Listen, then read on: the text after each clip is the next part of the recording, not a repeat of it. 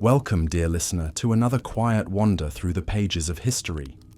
Tonight, we'll be exploring a forgotten chapter of ancient life, one that still echoes softly through time.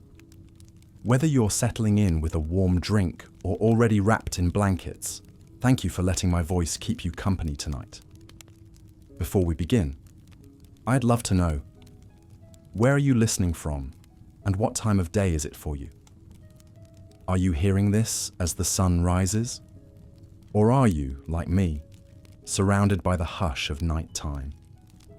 If the idea of gentle stories from long ago helps ease your mind, I'd be so grateful if you'd subscribe. There are many more journeys waiting for us just beyond the veil of sleep. The Romans understood that the stability of their vast empire depended on absolute loyalty. From the humblest citizen to the most powerful senator, everyone was bound by sacred oaths to the state. To break these bonds was to strike at the very heart of Roman civilization. And so, when treason was discovered, the response was swift, merciless, and calculated to instill terror in the hearts of potential conspirators. The word itself, perduelio, carried weight that modern ears can barely comprehend. It wasn't simply a legal term. It was a condemnation that reached into the very soul of the accused. To be charged with treason was to be branded as an enemy of everything Rome stood for, everything the empire had built through centuries of conquest and governance.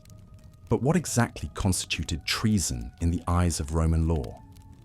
The definition was deliberately broad, encompassing everything from outright rebellion against the emperor to the mere utterance of words deemed harmful to the state's dignity. A careless comment about the emperor's policies, a joke that questioned his divine status, or correspondence with enemies of Rome could all lead to charges that carried the ultimate penalty. The machinery of Roman justice, when dealing with treason, was both methodical and terrifying. Accusations could come from anywhere, anyone. Slaves could denounce their masters, children their parents, friends their closest companions. The state encouraged such vigilance, offering rewards for information that led to successful prosecutions. This created an atmosphere of perpetual suspicion, where every word was weighed, every relationship scrutinized for signs of disloyalty. Once accused, the wheels of justice ground forward with inexorable force. The accused would be brought before a tribunal, but these were not trials in any modern sense. The presumption of innocence was a luxury Rome rarely afforded to those charged with crimes against the state. Evidence was often circumstantial, confessions extracted through methods that would horrify contemporary sensibilities, and the burden of proof lay heavily upon the accused to demonstrate their innocence. The interrogation process itself was designed to break both body and spirit. Roman interrogators were skilled in the art of extracting information, using techniques that ranged from psychological pressure to physical torture. The rack, the wheel, heated metal implements, all were tools in the arsenal of those tasked with uncovering the truth, or what passed for truth in the fevered atmosphere of a treason trial. For slaves accused of treason, the situation was even more dire. Roman law held that a slave's testimony was only valid if extracted under torture, based on the belief that slaves would naturally lie to protect themselves unless compelled by pain to speak truthfully. This legal principle meant that enslaved individuals faced agony regardless of their guilt or innocence, their screams echoing through the stone chambers where justice was dispensed.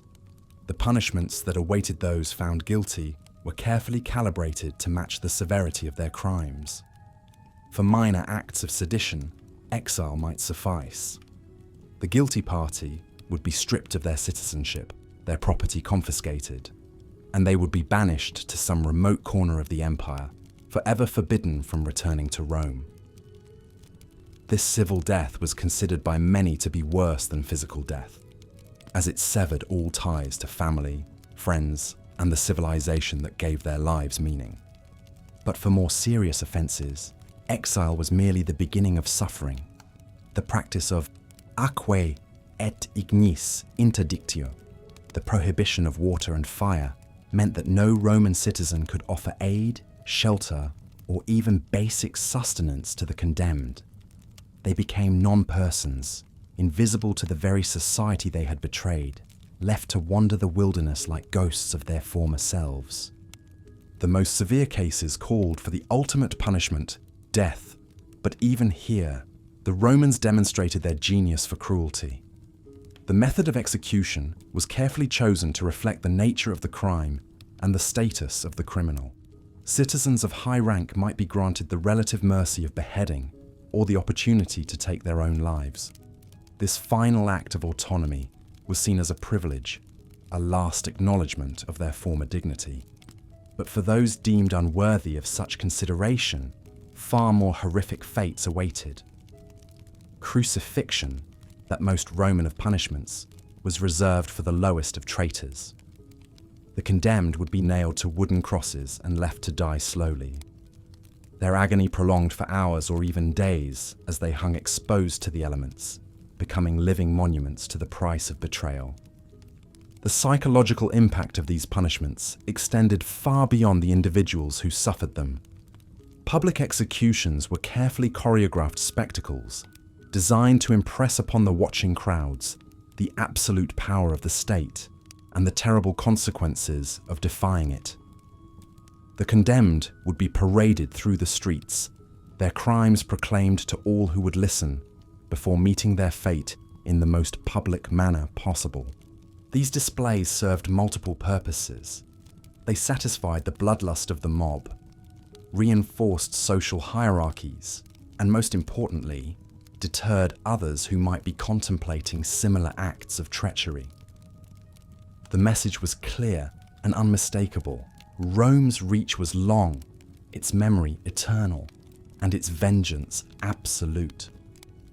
The families of traitors did not escape the web of retribution.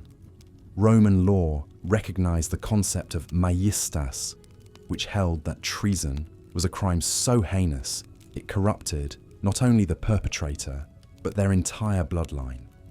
Children could be stripped of inheritance rights, wives divorced and disgraced, and entire family names erased from public records. This generational punishment ensured that the consequences of treason extended far beyond the grave, serving as a perpetual reminder of the price of disloyalty. In the imperial period, as power became increasingly concentrated in the person of the emperor, the definition of treason expanded to encompass any perceived slight against the ruler's dignity, a failure to show proper reverence, a reluctance to participate in imperial cult worship, or even possession of texts deemed subversive, could result in charges that carried death sentences.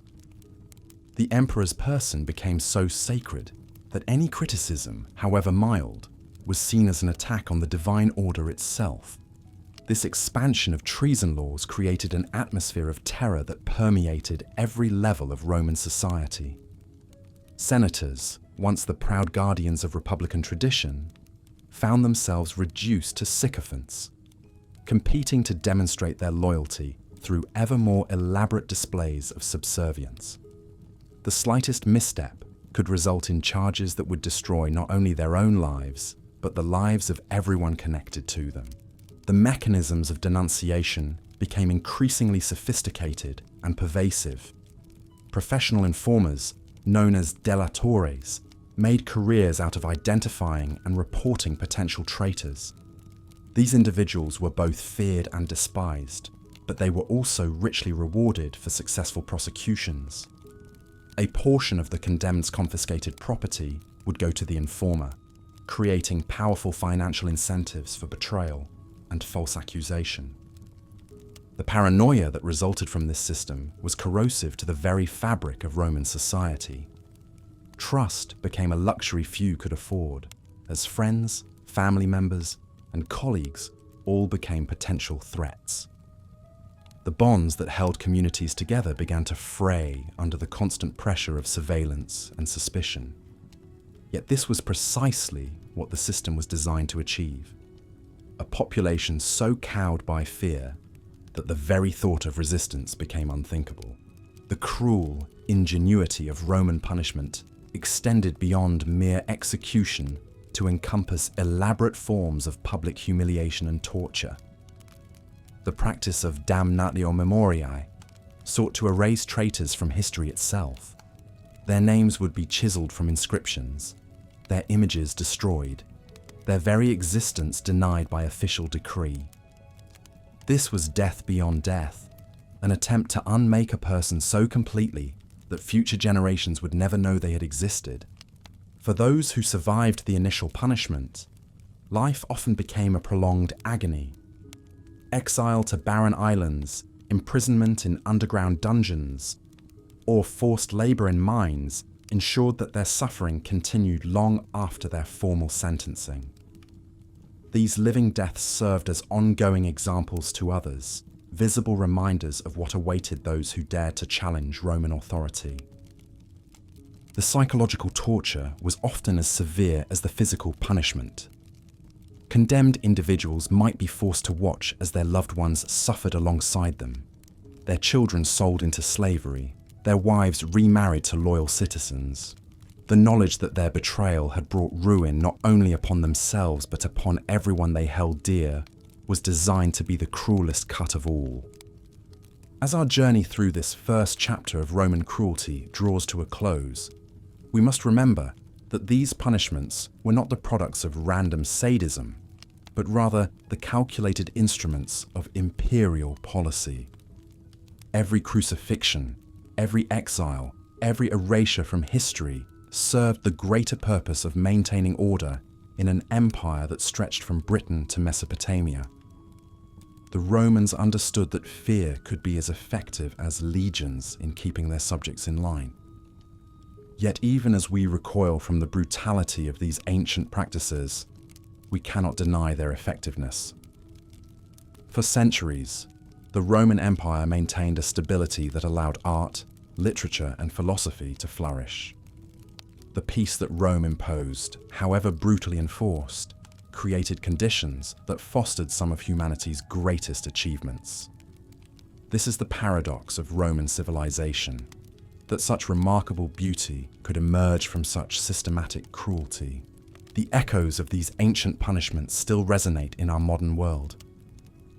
The concept of treason remains one of the most serious charges in contemporary legal systems, and the tension between state security and individual liberty continues to shape political discourse. Understanding how the Romans approached these questions provides valuable insight into the eternal struggle between order and freedom, between the needs of the many and the rights of the few. As you drift off to sleep tonight, let your mind wander through the marble corridors of ancient Rome. Picture the senators in their togas, the slaves in their chains, the emperors on their golden thrones. Feel the weight of history pressing down upon these ancient stones, where the fate of empires was decided and the price of betrayal was measured in blood and tears. In the shadows of the Palatine Hill, where emperors once walked, the ghosts of traitors still linger.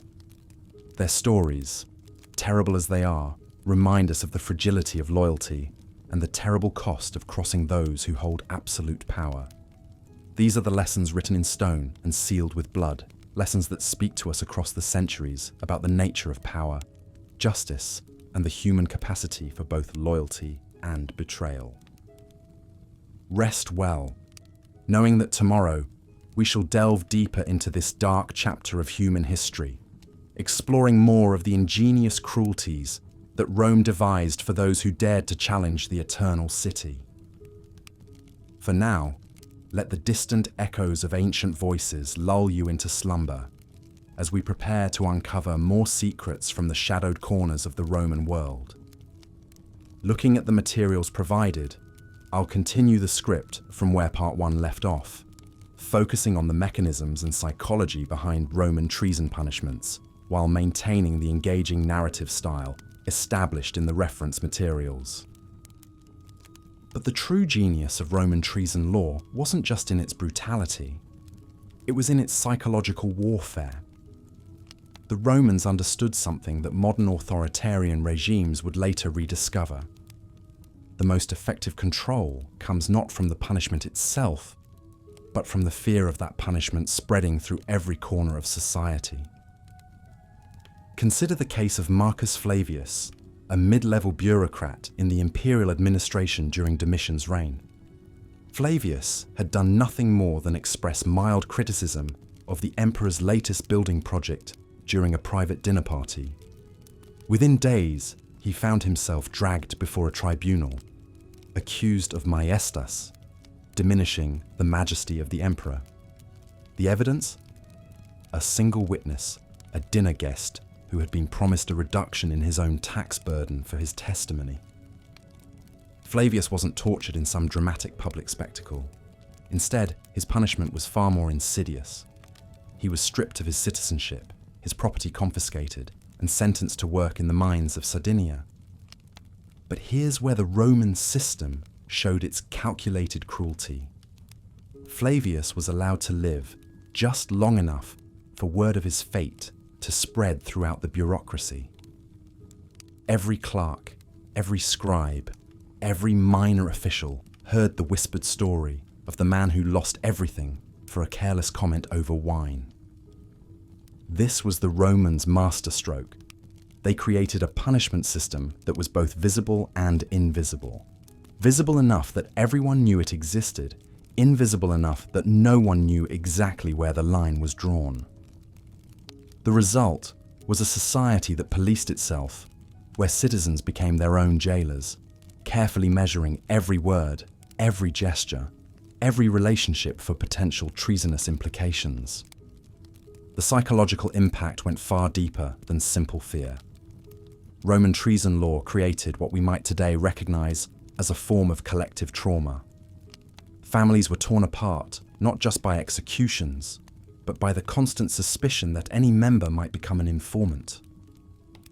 Children learned to watch their parents' words, servants scrutinized their master's correspondence, and friends became potential enemies with a single whispered accusation. Take the tragic case of the Antonius family during Nero's reign. When the patriarch, Lucius Antonius, was accused of plotting against the emperor, the charges quickly spread to encompass his entire household. His wife was forced to testify against him under threat of seeing her children executed. His eldest son, desperate to save the family name, publicly denounced his father and volunteered to serve as a witness for the prosecution. The family's youngest daughter, barely 16, was married off to a loyal supporter of Nero to demonstrate the family's renewed allegiance. Even after Lucius was executed and his property seized, the psychological damage continued to ripple through generations. His surviving children lived under constant scrutiny, their every action interpreted through the lens of their father's supposed treason. They were Romans, but not quite Roman enough. Citizens, but citizens whose loyalty would forever be questioned. This systematic destruction of trust extended into the very fabric of Roman society. The Romans had always prided themselves on concepts like fides, good faith, and pietas, duty to family and state. But the treason laws slowly poisoned these foundational values. How could you maintain good faith when anyone might be an informant? How could you honor your family when family members might be forced to betray each other to save their own lives? The economic implications were equally devastating. Roman commerce had long depended on personal relationships and trust networks. Merchants relied on their reputation, their word, their connections to conduct business across the vast empire. But when anyone could be accused of treason based on their associations, these trust networks began to crumble. Trade became more difficult, innovation slowed, and economic growth stagnated as people became increasingly reluctant to form the relationships necessary for a thriving economy.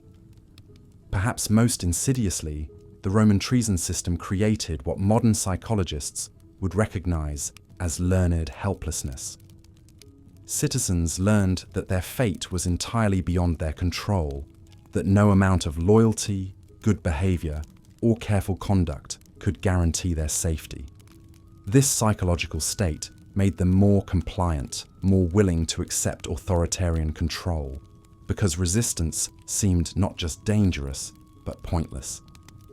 The Romans also pioneered what we might call performative loyalty, elaborate public displays of allegiance designed to ward off suspicion.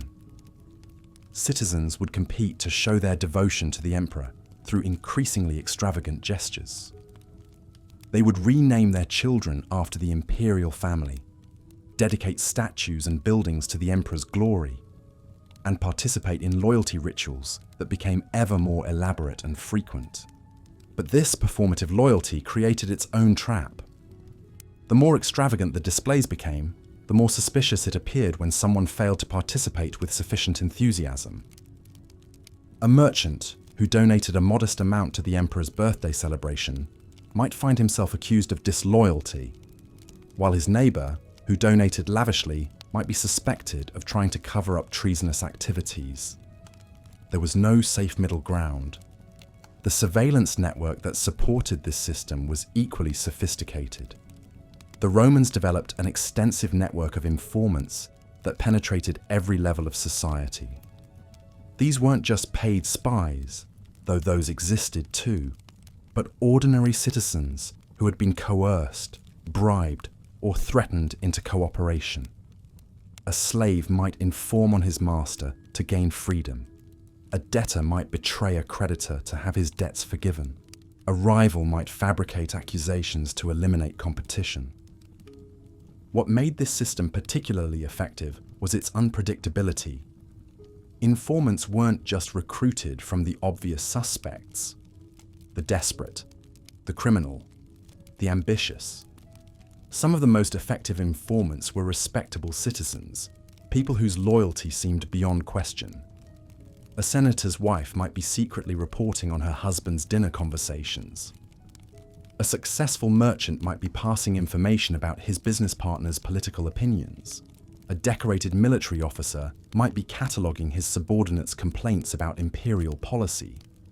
This unpredictability meant that Romans could never feel truly safe, even in their most intimate relationships. The bedroom, the family dining room, the private garden, all became potential sites of surveillance. Love letters could be intercepted and interpreted as coded, treasonous messages. Family jokes could be reported as seditious comments. Even silence could be suspicious. Why wasn't someone more vocal in their support of the emperor? The psychological toll of living under such conditions was enormous. Roman writers of the period describe a society increasingly characterized by anxiety, depression, and what we might today recognize as paranoia.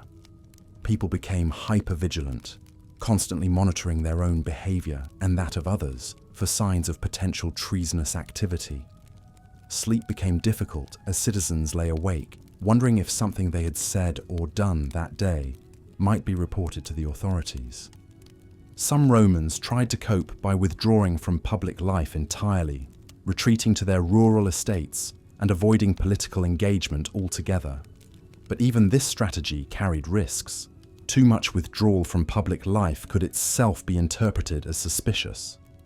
Why was someone avoiding their civic duties? What were they trying to hide? Others attempted to find safety in strict adherence to ritual and protocol, following every rule and regulation to the letter in hopes of avoiding accusations. But the treason laws were deliberately vague and broadly interpreted, making it impossible to achieve safety through compliance alone.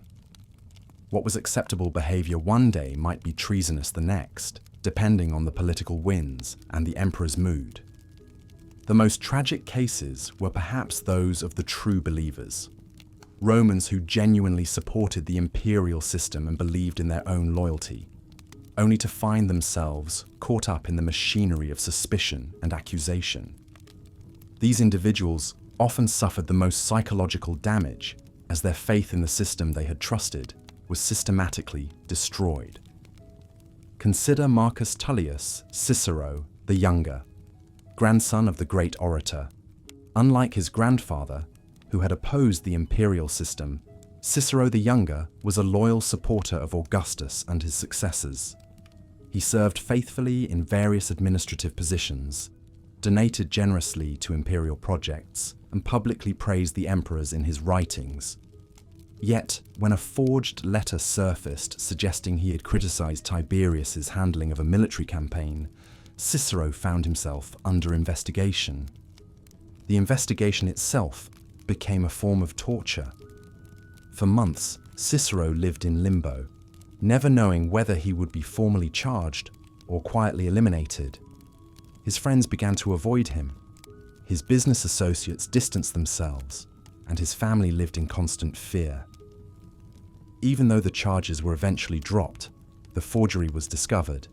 Cicero's life was forever changed. He had learned that loyalty was no protection, that innocence was no guarantee of safety, and that the system he had served could turn on him at any moment. The ripple effects of such experiences extended far beyond the individuals directly involved. When respected, loyal citizens could be destroyed on fabricated evidence. It sent a clear message to everyone else. No one was safe. This created a climate of collective anxiety that poisoned social relationships and undermined the very foundations of Roman civilization. The Romans had built their empire on certain shared values: honor, duty, courage, and loyalty. But the treason system gradually corrupted these values, turning them into tools of oppression rather than sources of strength. Honor became a liability if it led to criticism of imperial policy. Duty became a trap if it required choosing between conflicting loyalties. Courage became dangerous if it inspired resistance to tyranny. And loyalty became meaningless when it could be fabricated or destroyed with equal ease. This corruption of values had profound long-term consequences for Roman society.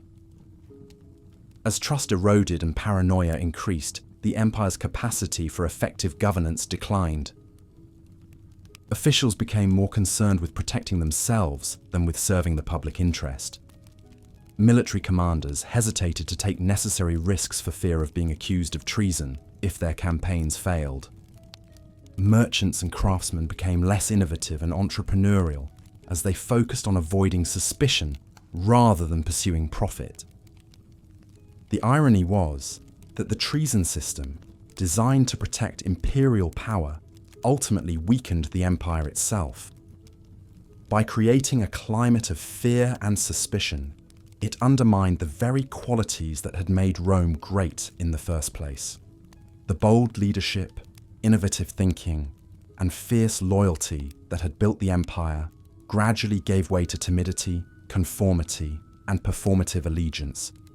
Yet perhaps the most chilling aspect of the Roman treason system was how normal it became. What had once seemed shocking and extreme gradually became routine, accepted as simply the way things were. Citizens learned to navigate the system, developing strategies for survival that became second nature. They learned which topics to avoid, which people to trust, and which behaviors might attract unwanted attention. This normalization of oppression is perhaps the Roman system's most lasting and troubling legacy. It demonstrated how quickly a society could adapt to authoritarian control, how easily extraordinary measures could become ordinary, and how thoroughly fear could be woven into the fabric of daily life. The Romans showed that it was possible to maintain the outward forms of civilization, the laws, the ceremonies, the cultural institutions, while hollowing out their essential meaning. As we examine these psychological and social dimensions of Roman treason law, we begin to understand why it was so effective and so enduring. It wasn't just about punishing individual acts of disloyalty. It was about reshaping an entire society's understanding of what loyalty meant and what the consequences of disloyalty could be. It was about creating a population that would police itself, inform on itself, and ultimately oppress itself in service of imperial power. The Romans had discovered something that would echo through history in the secret police of Stalin's Soviet Union, the surveillance networks of East Germany, and the social credit systems of modern authoritarian states. They had learned that the most effective tyranny isn't imposed from above through obvious force, but grows from within through the corruption of trust, the weaponization of fear, and the gradual erosion of the bonds that hold a free society together. In our next section, we'll explore how this system of psychological control was implemented and maintained through specific institutions and practices, and examine the long-term consequences for Roman civilization and its eventual collapse. For now, though, we must grapple with the uncomfortable truth that the Romans revealed about human nature and political power, that even the most civilized society can, under the right conditions, transform itself into something monstrous while maintaining the appearance of order and justice.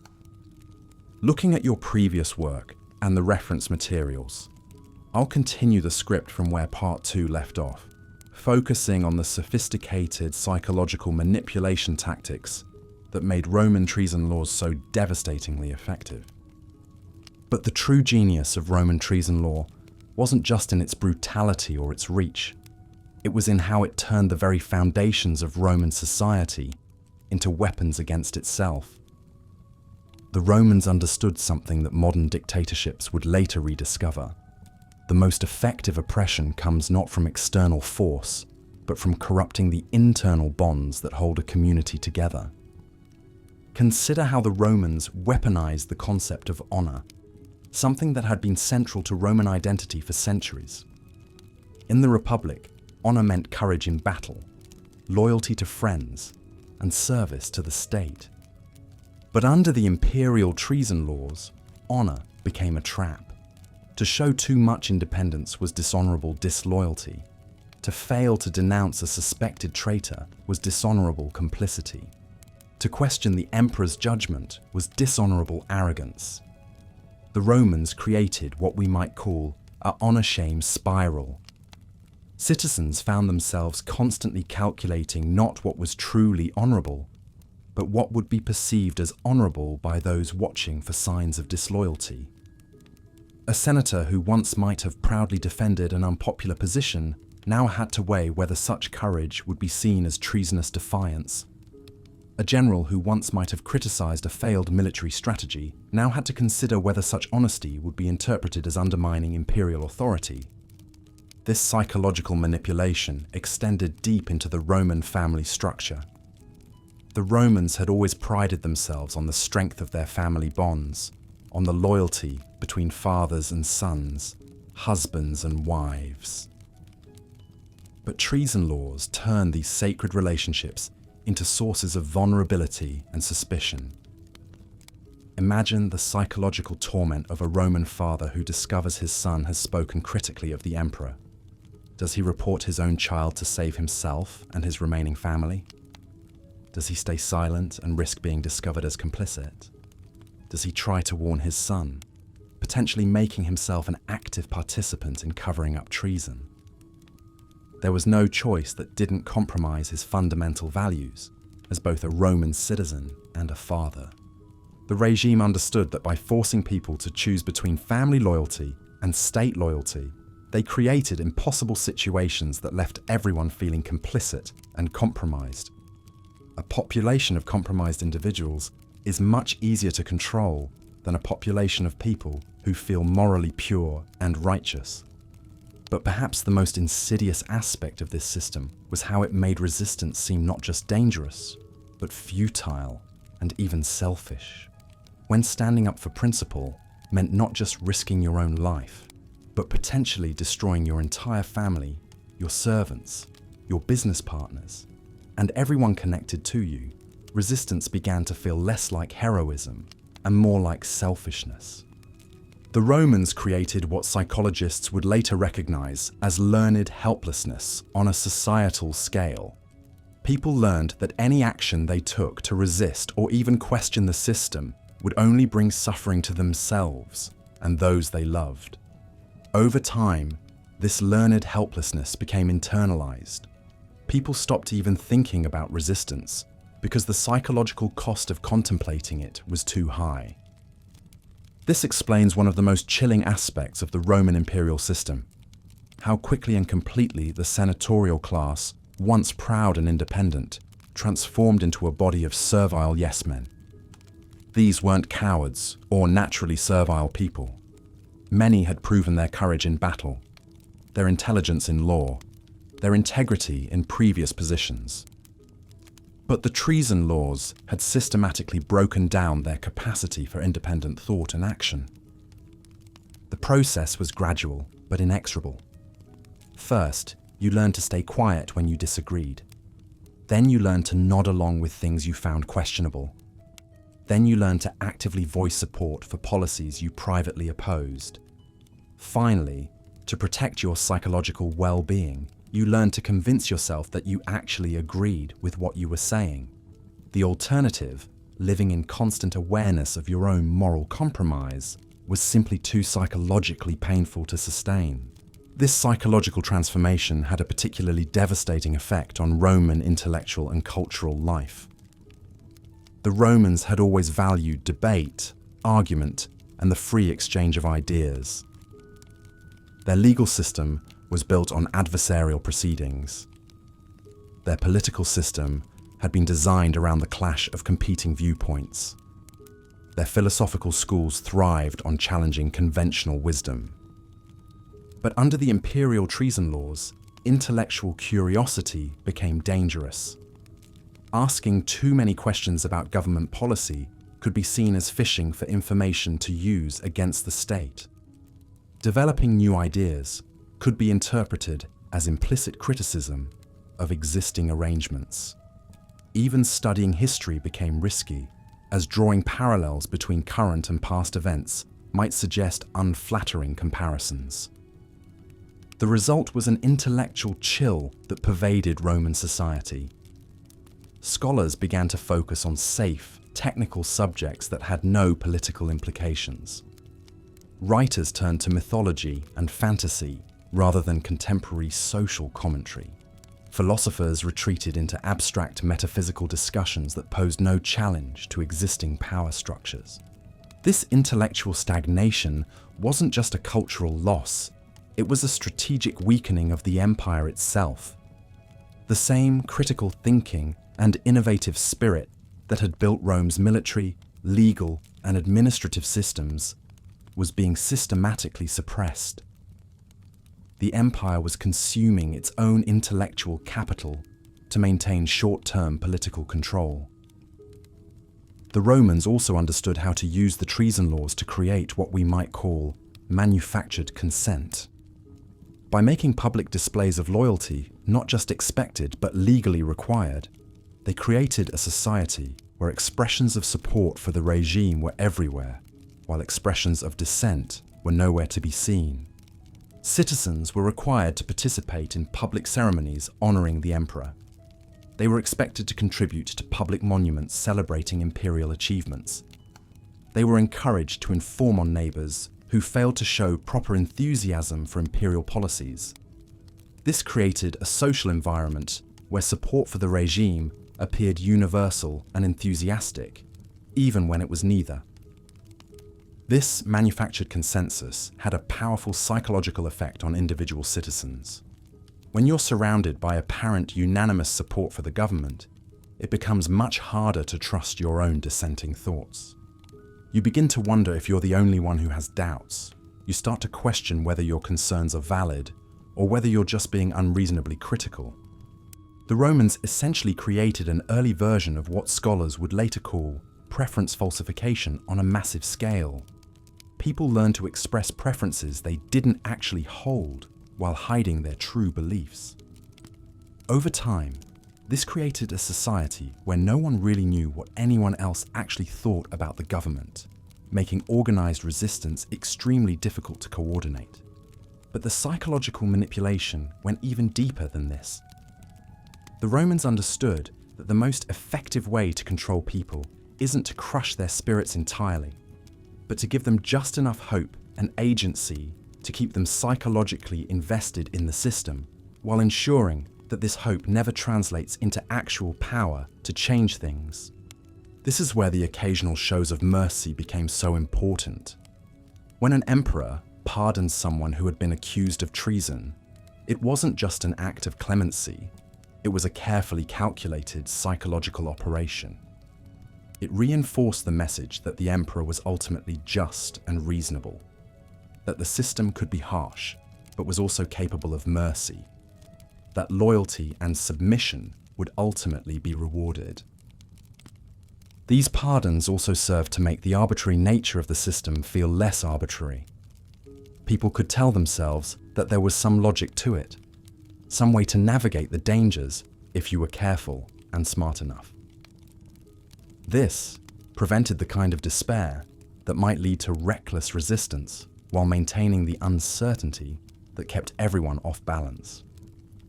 The Romans had essentially created a sophisticated system of intermittent reinforcement, the same psychological principle that makes gambling addictive.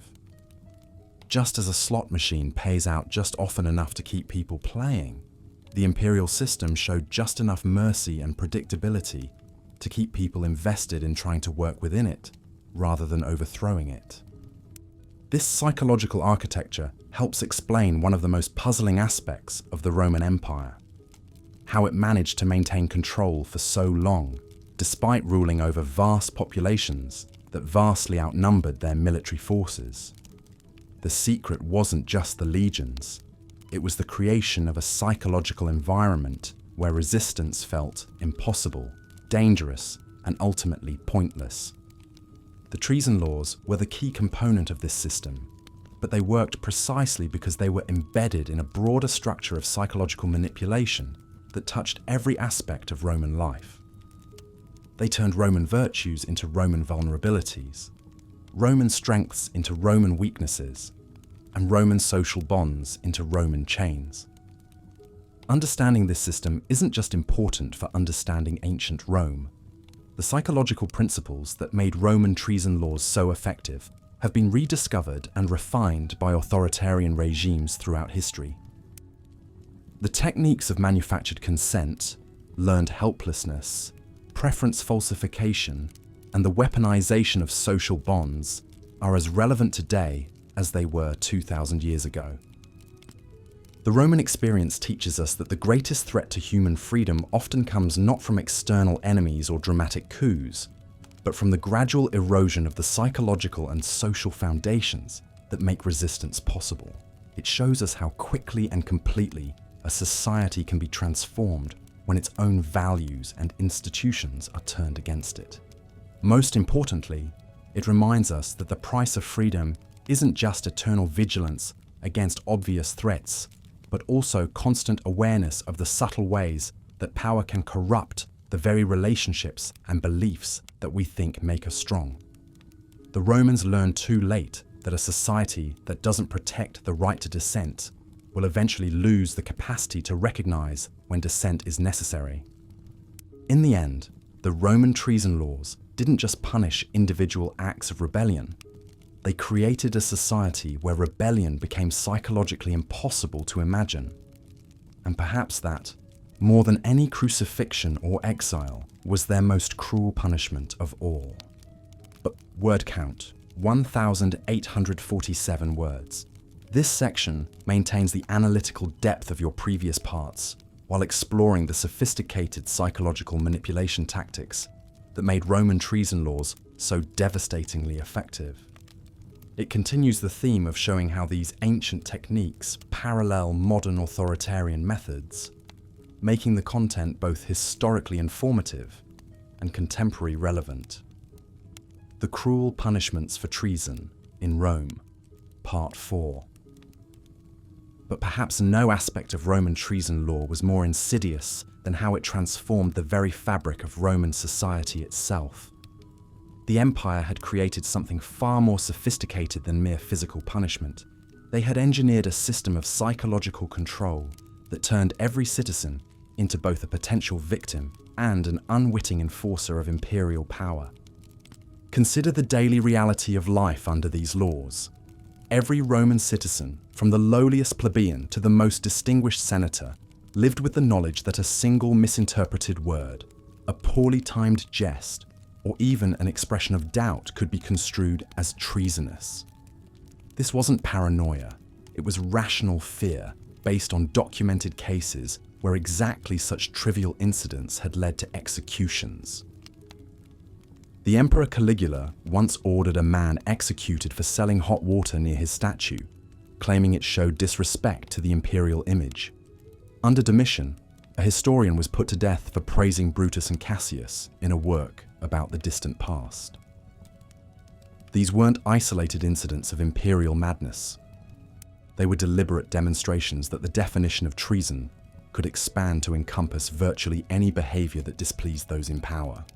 This created what psychologists today would recognize as a state of learned helplessness throughout Roman society. Citizens internalized the message that their safety depended not on following clear, predictable laws, but on constantly monitoring their own thoughts, words, and associations for anything that might be perceived as disloyal.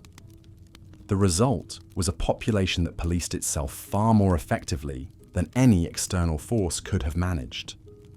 The genius of this system lay in how it made resistance literally unthinkable. When the very act of questioning imperial policy could be fatal, when gathering with others to discuss political matters invited suspicion, when even private conversations might be reported by informants, organized opposition became virtually impossible. The Roman system had solved the fundamental problem that all authoritarian regimes face: how to maintain control over a population without deploying overwhelming force at every moment. This psychological architecture was reinforced by the carefully orchestrated theatre of imperial justice. Public trials for treason weren't just about punishing individuals, they were performances designed to educate the entire population about the consequences of disloyalty.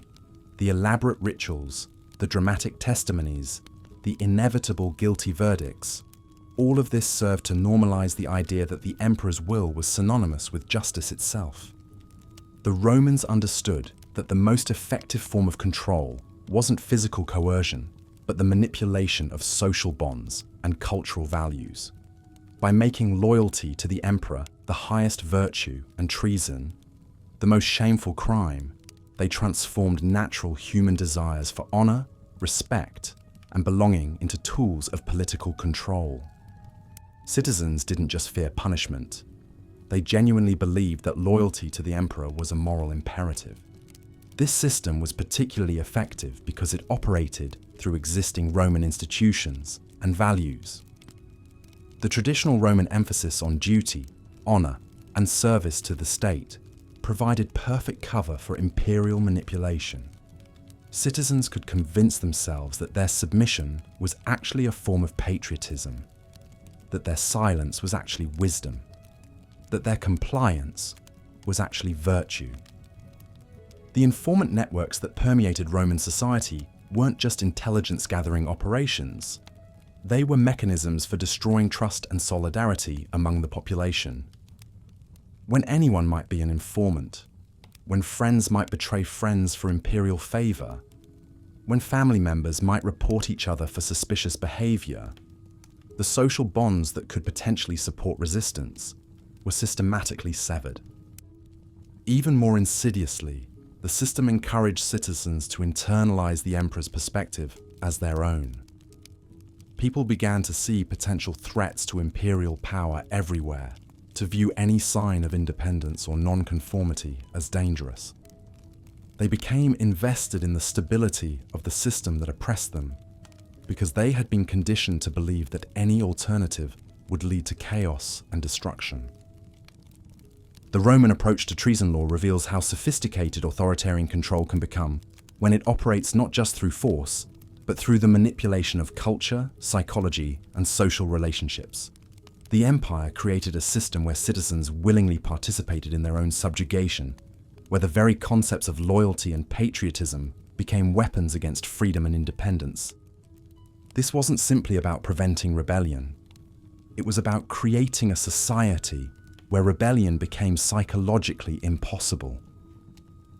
The Romans achieved something that pure military force could never accomplish. A population that genuinely believed their oppression was necessary, justified, and even noble. They transformed subjects into collaborators, victims into enforcers, and resistance into unthinkable betrayal. The lasting impact of this system extended far beyond the fall of the Roman Empire itself. The techniques developed by Roman administrators, the use of informants, the manipulation of legal procedures, the creation of fear through unpredictable enforcement, the transformation of loyalty into a political weapon, became a template that would be copied and refined by authoritarian regimes throughout history. What made Roman treason law truly cruel wasn't just the physical punishments it inflicted, but the way it poisoned the very foundations of human society. It turned trust into liability, independence into treason, and critical thinking into a potentially fatal character flaw. It created a world where survival required the abandonment of the very qualities that make human communities thrive: honesty, courage, solidarity, and the willingness to question authority. The Roman system succeeded because it understood that the most effective way to control people isn't to break their bodies, but to break their spirits. It wasn't enough to make citizens afraid. They had to be made complicit in their own oppression. The empire created a society where people didn't just submit to authority, but genuinely believed that submission was the highest form of virtue.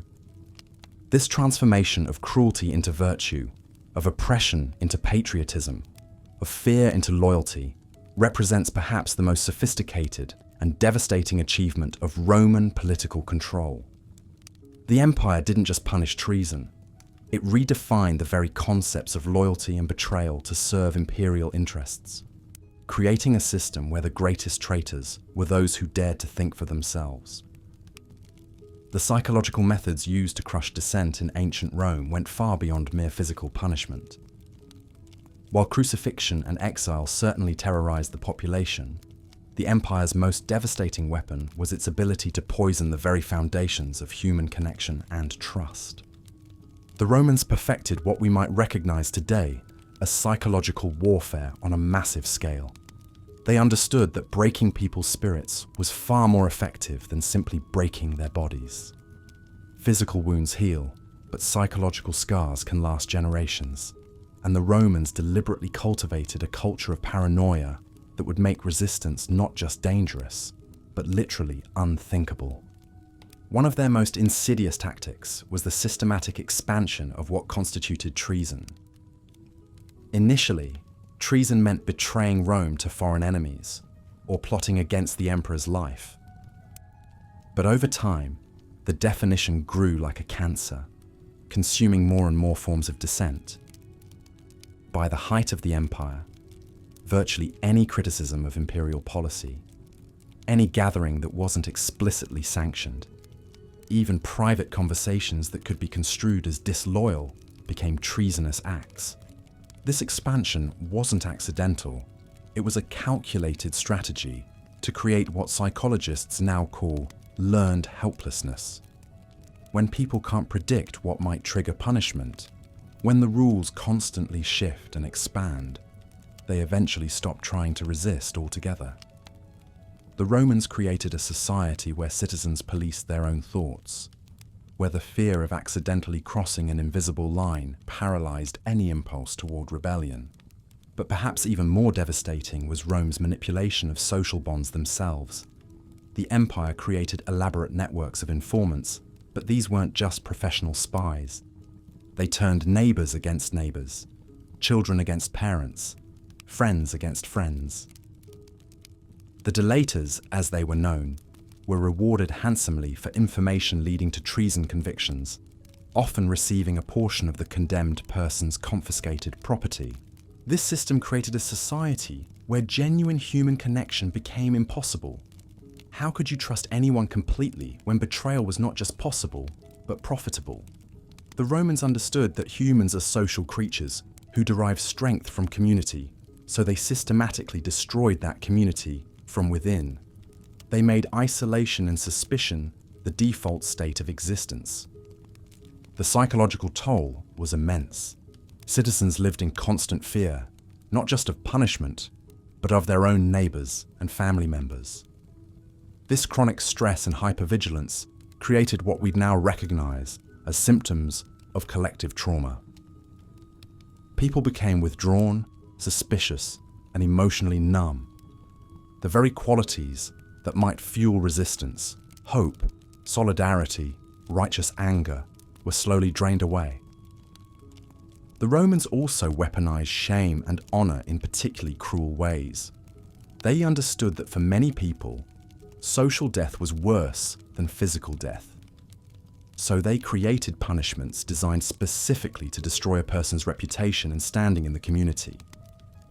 Public humiliation, stripping of citizenship, forced exile.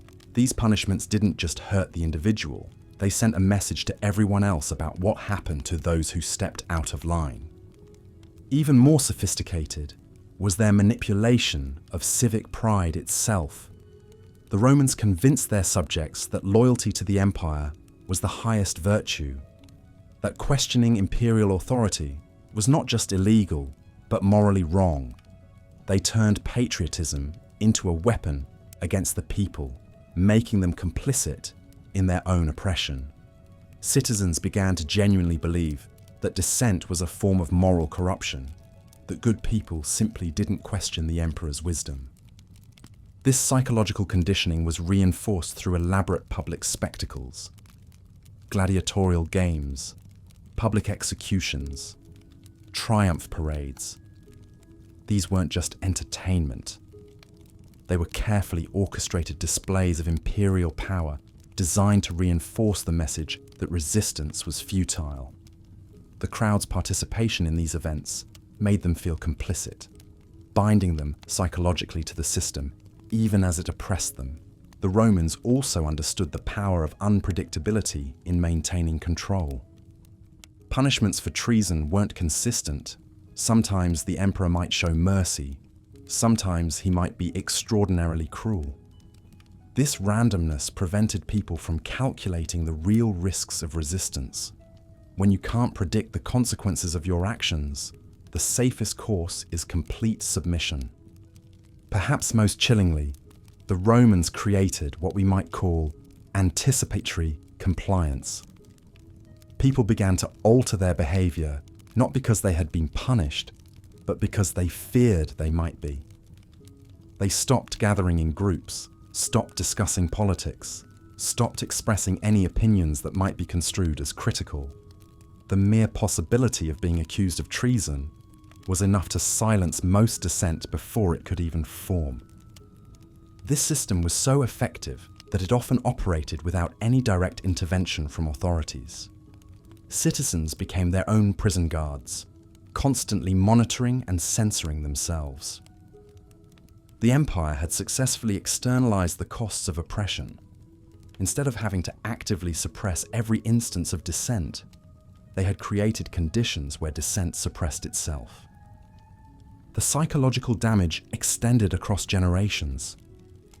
Children grew up in this atmosphere of fear and suspicion, learning from an early age that questioning authority was dangerous, that trust was a luxury they couldn't afford, that survival meant keeping your head down and your mouth shut. These lessons became so deeply embedded that they persisted long after the specific threats that created them had passed. The Romans had essentially created a form of collective Stockholm syndrome, where the oppressed population identified with their oppressors and internalized the values of the system that subjugated them. Citizens began to take pride in their submission, to see their loyalty to an oppressive regime as a virtue rather than a survival strategy. This psychological architecture of control was perhaps Rome's greatest and most terrible achievement. They had discovered how to make tyranny self-sustaining, how to create a population that would police itself, that would actively resist any attempt at liberation. They had found a way to make people complicit in their own oppression, not through force alone, but through the systematic destruction of the human capacity for solidarity and resistance. The legacy of these techniques can be seen throughout history, in every totalitarian regime that has learned to break spirits as well as bodies, to make resistance not just dangerous, but psychologically impossible. The Romans showed that the most effective chains are the ones people forge for themselves, and the most secure prison is the one that exists inside the human mind. The medieval system of controlling treason accusations operated like a vast psychological machine designed to reshape human behavior at its most fundamental level.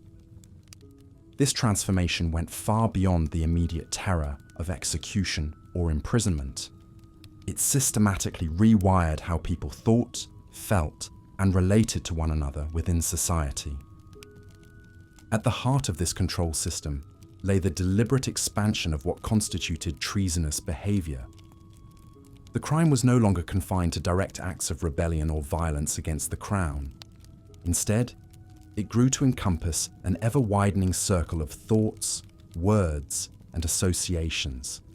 A careless comment about the king's policies, a moment of hesitation in displaying loyalty, or even friendship with someone later accused of treason could mark an individual for investigation. This expansion created what we might recognize today as a surveillance state, but one that operated primarily through psychological rather than technological means. The authorities understood that uncertainty breeds compliance far more effectively than consistent brutality. When people cannot predict what actions might bring punishment, they begin to police themselves with extraordinary vigilance. Citizens learn to scrutinize their own thoughts before speaking, to analyze their friendships for potential political liability, and to perform loyalty with theatrical intensity. This self-censorship became so deeply ingrained that many people began to genuinely adopt the very beliefs they had initially only pretended to hold. The recruitment and deployment of informants represented perhaps the most psychologically devastating aspect of this system. These were not professional spies or government agents, but ordinary citizens, neighbors, friends, family members, servants, who were either coerced or incentivized to report suspicious behavior. The knowledge that anyone might be an informant poisoned the most basic human relationships. Parents grew cautious around their children. Spouses watched each other for signs of disloyalty. And friends learned to speak only in careful generalities about anything touching on politics or governance. This network of surveillance created what psychologists now recognize as a state of learned helplessness. When trust becomes dangerous and privacy impossible, people often retreat into a kind of psychological numbness. They stop seeking to understand or influence their circumstances and instead focus solely on survival through compliance. The very capacity for independent thought begins to atrophy when it consistently brings danger rather than benefit. The public nature of treason trials and executions served multiple psychological functions beyond simple deterrence. These spectacles forced entire communities to participate in the destruction of individuals who had once been their neighbors or even leaders. Watching someone you knew being tortured or executed created a complex mixture of fear, guilt, and relief. Fear that you might be next, guilt at your own survival, and relief at your temporary safety. This emotional cocktail bonded communities together in shared trauma, while simultaneously isolating individuals within their own terror.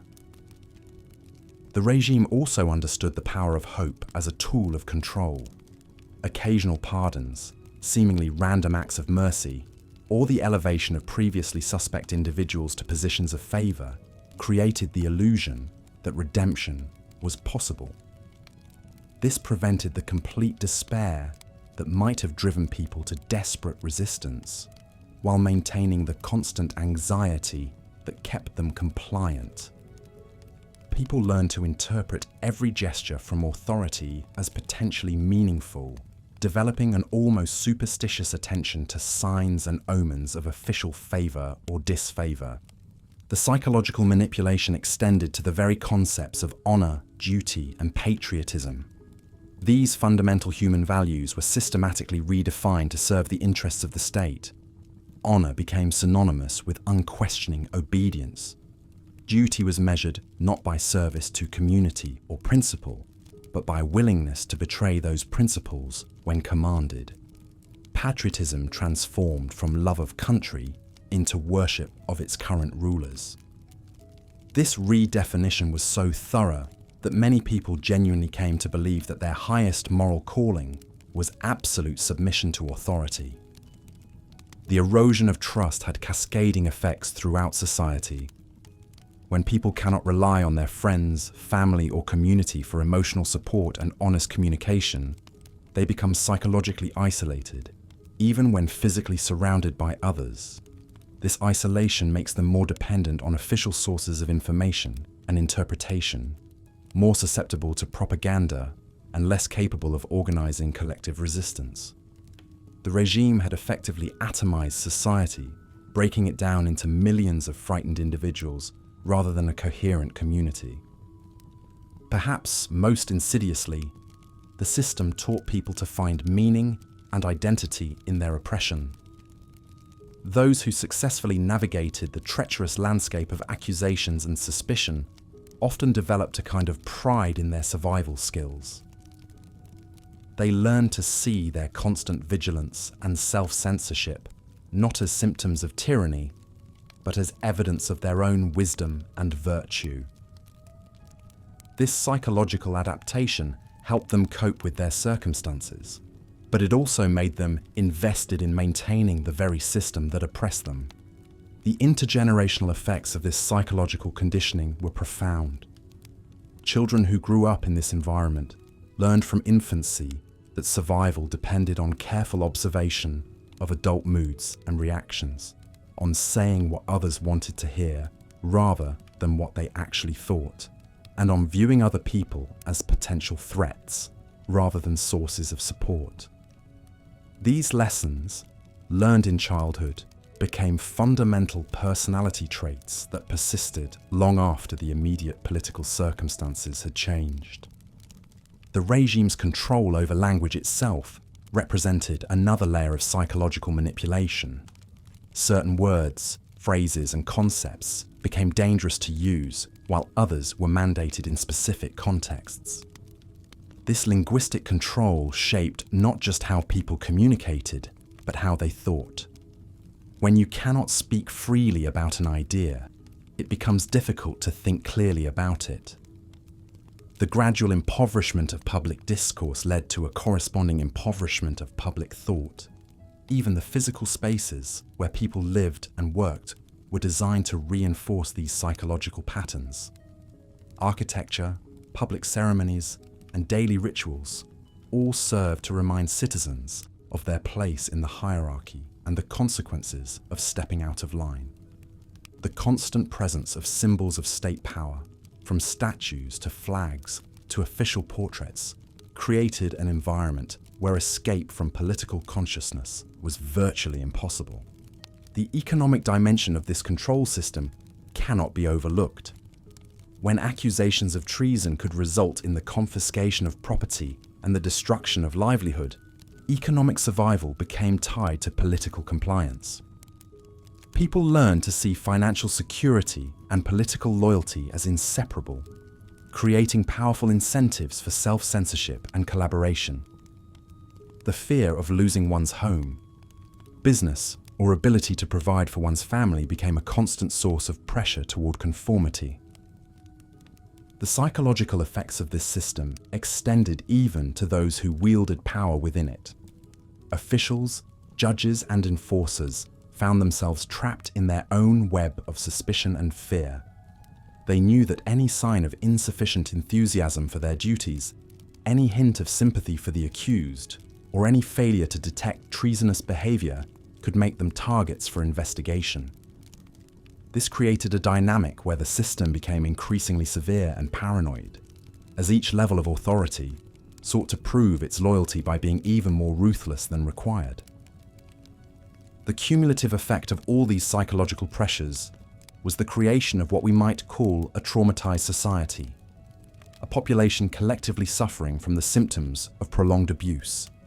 Like individuals who have experienced severe trauma, these societies often developed a kind of hypervigilance, an inability to trust, and a tendency to interpret ambiguous situations as threatening. They became collectively risk-averse, preferring the known horrors of their current situation to the uncertain dangers of change. This psychological architecture of control proved remarkably durable because it became self-reinforcing. Once established, it required relatively little external energy to maintain. People policed themselves and each other with far more effectiveness than any official surveillance system could achieve. The fear, suspicion, and isolation that the system created made organized resistance extremely difficult, while the constant stress and uncertainty left most people with little energy for anything beyond basic survival. The long-term consequences of this psychological manipulation extended far beyond the immediate political circumstances that created it. Societies that had been subjected to this kind of systematic control often struggled for generations to rebuild the trust, civic engagement, and independent thought necessary for healthy governance. The habits of mind that had been necessary for survival under tyranny, suspicion, conformity, and emotional numbness, proved difficult to abandon even when they were no longer necessary.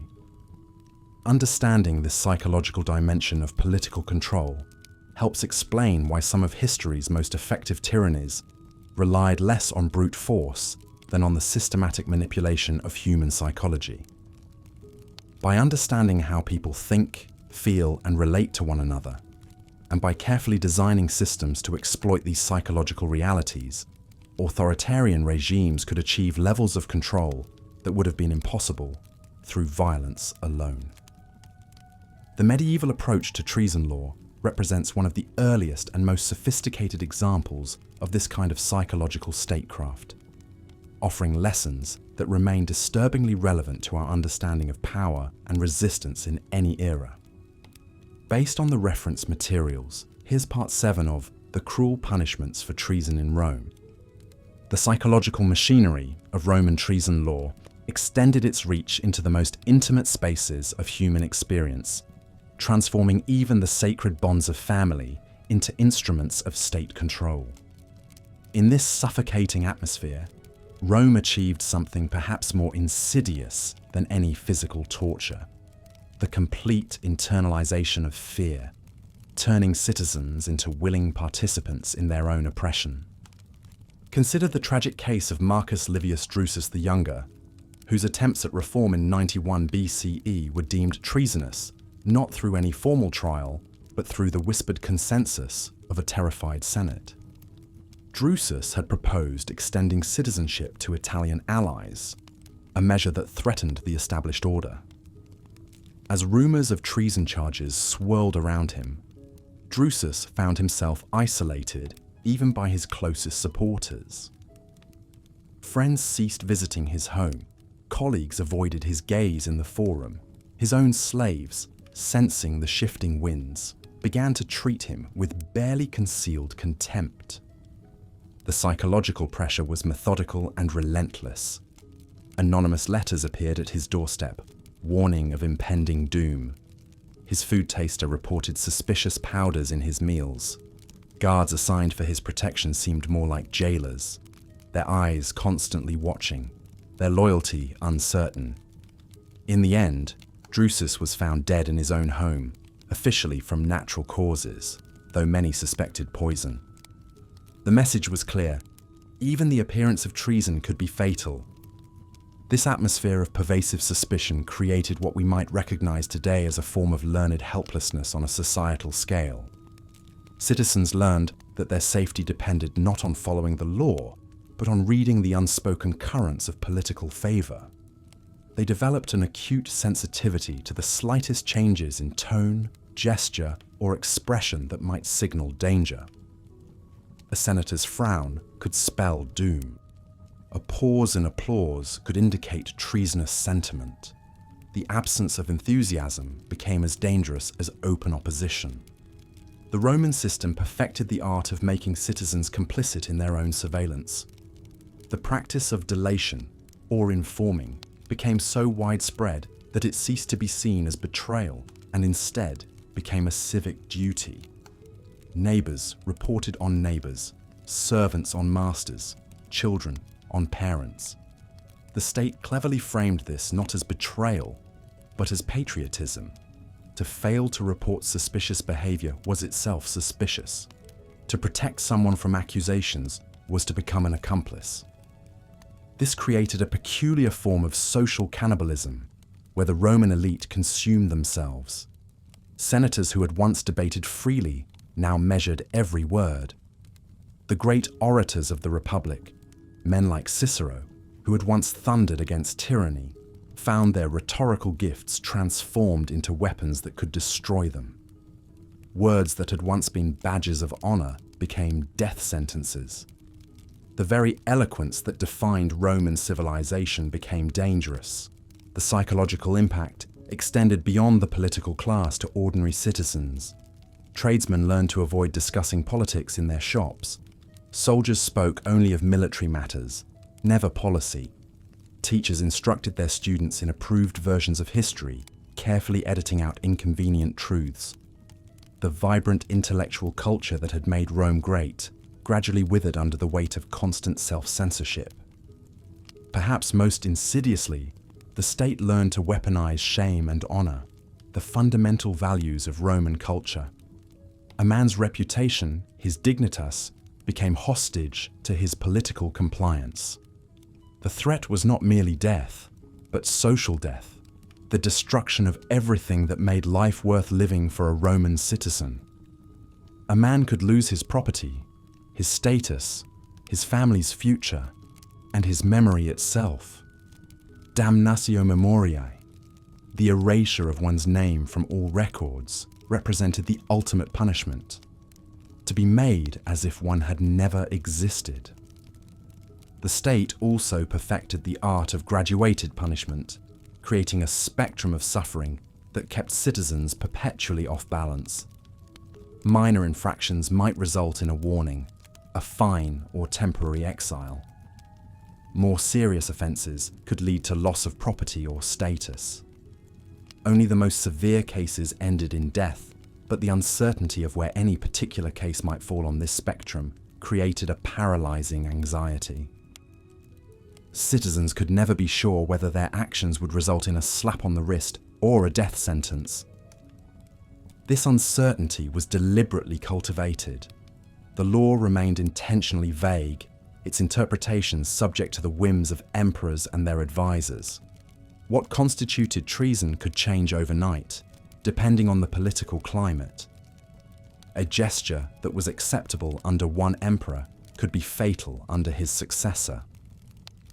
This constant shifting of boundaries ensured that no one could ever feel truly safe, that everyone remained perpetually vigilant and compliant.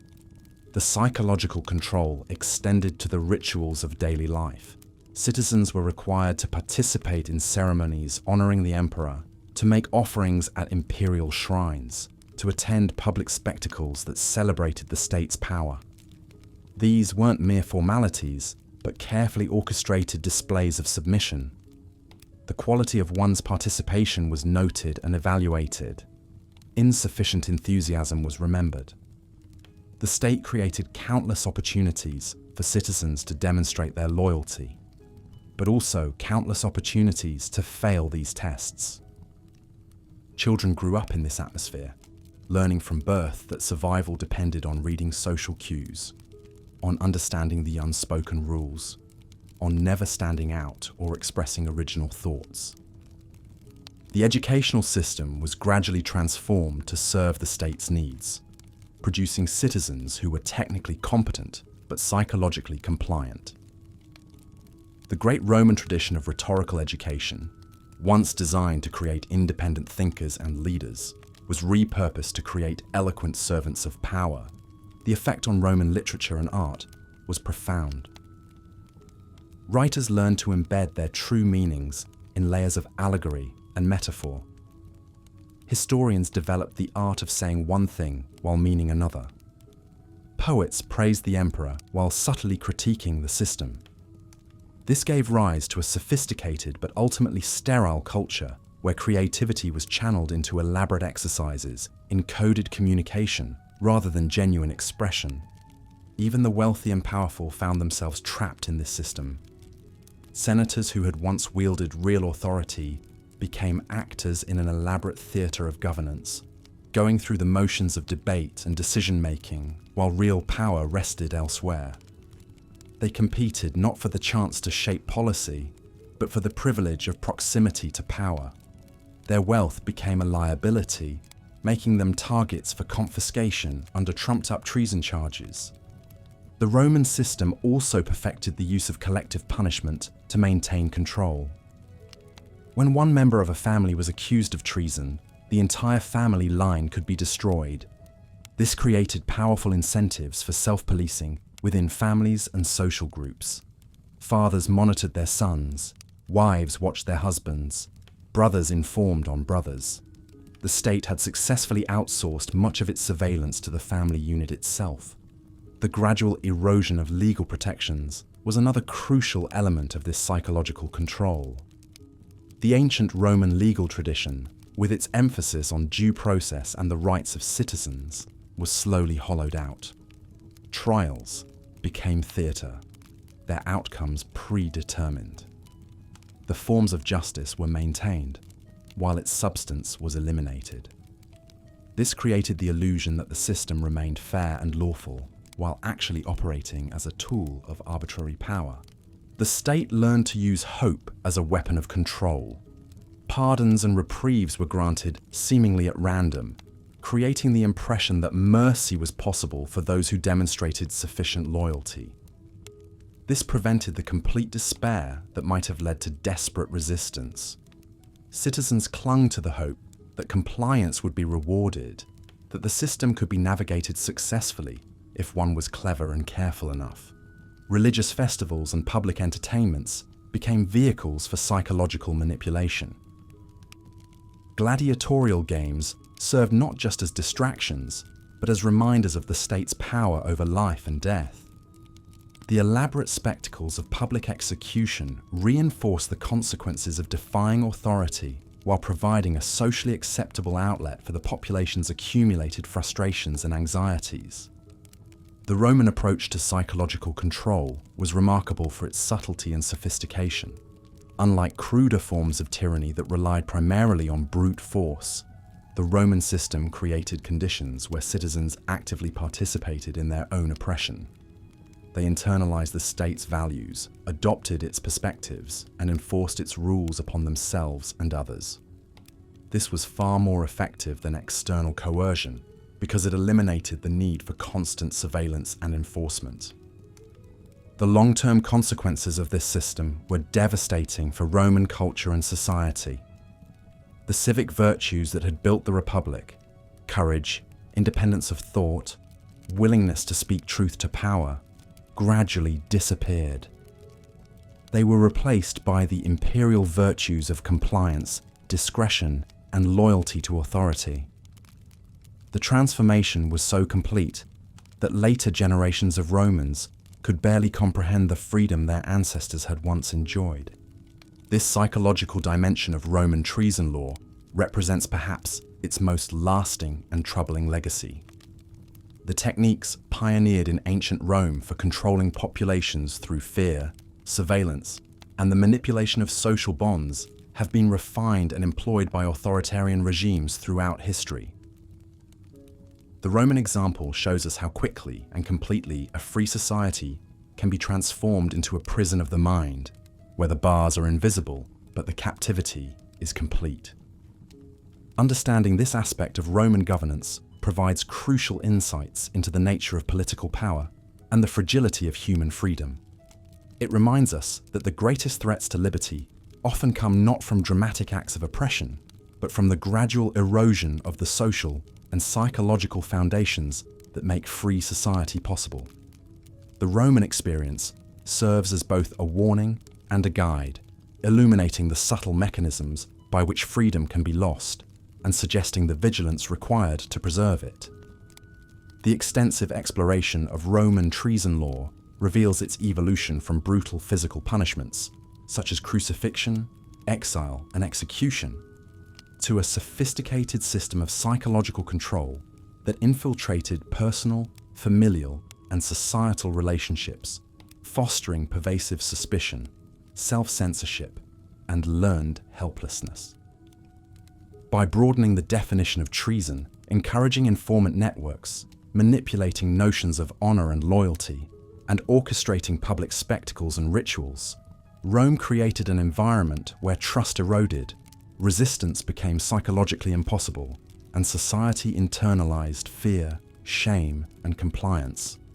This system systematically destroyed trust, fostered cultural stagnation, and redefined patriotism into conformity, ultimately transforming citizens into collaborators and victims into enforcers of imperial repression, with long-lasting consequences that exemplify how authoritarian regimes manipulate social bonds, culture, and psychology to sustain control and undermine human freedom. Yet these psychological mechanisms, devastating as they were, represent only one dimension of Rome's comprehensive apparatus of control. To truly understand the full scope of Roman authoritarianism, we must examine how these mental chains were forged and reinforced through the systematic manipulation of information itself. For in Rome, as in all totalitarian states, the control of knowledge became the ultimate weapon against the human spirit. The Roman state understood that true power lay not merely in punishing dissent after it emerged, but in preventing dangerous thoughts from forming in the first place. This required nothing less than the complete monopolization of information, controlling not just what people could say, but what they could know, what they could learn, and ultimately, what they could even imagine as possible. The mechanics of this information control began with the state's monopoly over education and literacy. In a world where the vast majority remained illiterate, the ability to read and write was itself a form of power that Rome carefully regulated. Education was restricted primarily to the elite classes, and even then, it followed strictly controlled curricula designed to reinforce imperial values and discourage critical thinking about the existing order. The few schools that existed operated under constant surveillance, with teachers required to demonstrate their loyalty to the regime through their instruction. History was rewritten to glorify imperial achievements while erasing or distorting accounts of resistance, alternative political systems, or any evidence that different ways of organizing society might be possible. Students learned not just facts, but how to think, or rather, how not to think too deeply about certain forbidden subjects. This educational control extended beyond formal schooling to encompass all forms of cultural transmission. Libraries, where they existed, were subject to rigorous censorship, with dangerous texts confiscated or destroyed. The famous burning of books was not merely symbolic. It represented the systematic elimination of alternative ideas that might inspire resistance or suggest that Rome's way was not the only way. But Rome's genius lay in understanding that crude censorship alone was insufficient. Far more effective was the creation of an alternative information ecosystem, one that appeared diverse and free, while actually channeling all discourse within carefully controlled boundaries. The state became a master of what we might now call propaganda, though they understood it as something far more sophisticated than mere lies. Roman propaganda worked by overwhelming the population with a constant stream of carefully crafted messages that reinforced imperial ideology while making it seem natural and inevitable. Public spaces were filled with monuments, inscriptions, and artwork that told the story of Roman greatness and divine mandate. Religious festivals, theatrical performances, and public games all served dual purposes, entertaining the masses while simultaneously programming them with approved narratives about power, duty, and the proper order of society. The state also mastered the art of controlling the narrative around current events. Official announcements, distributed through networks of heralds and posted in public spaces, provided the authorized version of news. Carefully edited to serve imperial interests, military victories were exaggerated, defeats minimized or explained away, and domestic problems either ignored or blamed on foreign enemies or internal traitors. This information control was particularly evident in how Rome handled economic hardship. When food shortages struck, the official narrative blamed foreign enemies, unfavorable weather, or the gods' displeasure, never the fundamental contradictions of an economic system that concentrated wealth upward while demanding ever greater tribute from an impoverished population. When taxes became unbearable, the problem was framed as temporary necessity for defense against external threats, not as the inevitable result of military expansion and imperial excess. The psychological impact of this information monopoly was devastating in ways that went far beyond simple ignorance. When people cannot access alternative sources of information, they lose the ability to imagine alternatives to their current situation. This creates a form of learned helplessness that extends beyond individual psychology to encompass entire societies. Citizens trapped within Rome's information bubble came to believe that the empire's way of organizing society was not just preferable, but literally the only possibility. They could no more imagine life without emperors than they could imagine life without air. This wasn't simply propaganda. It was the systematic destruction of the human capacity for political imagination. The control of information also served to fragment potential opposition by ensuring that different groups within society operated with fundamentally different understandings of reality. The elite received one version of events through their privileged access to official channels, while the masses received another through public announcements and popular entertainment. Regional populations might hear yet different stories, carefully tailored to local concerns and prejudices. This fragmentation made coordinated resistance nearly impossible. How could different groups unite against imperial oppression when they couldn't even agree on basic facts about their situation? Each group was trapped within its own information silo, unable to see the broader patterns of exploitation that connected their individual struggles to those of others across the empire. The Roman state also pioneered techniques for discrediting unauthorized information that somehow managed to circulate despite official controls. Rather than simply denying inconvenient facts, Roman authorities developed sophisticated methods for undermining the credibility of alternative sources.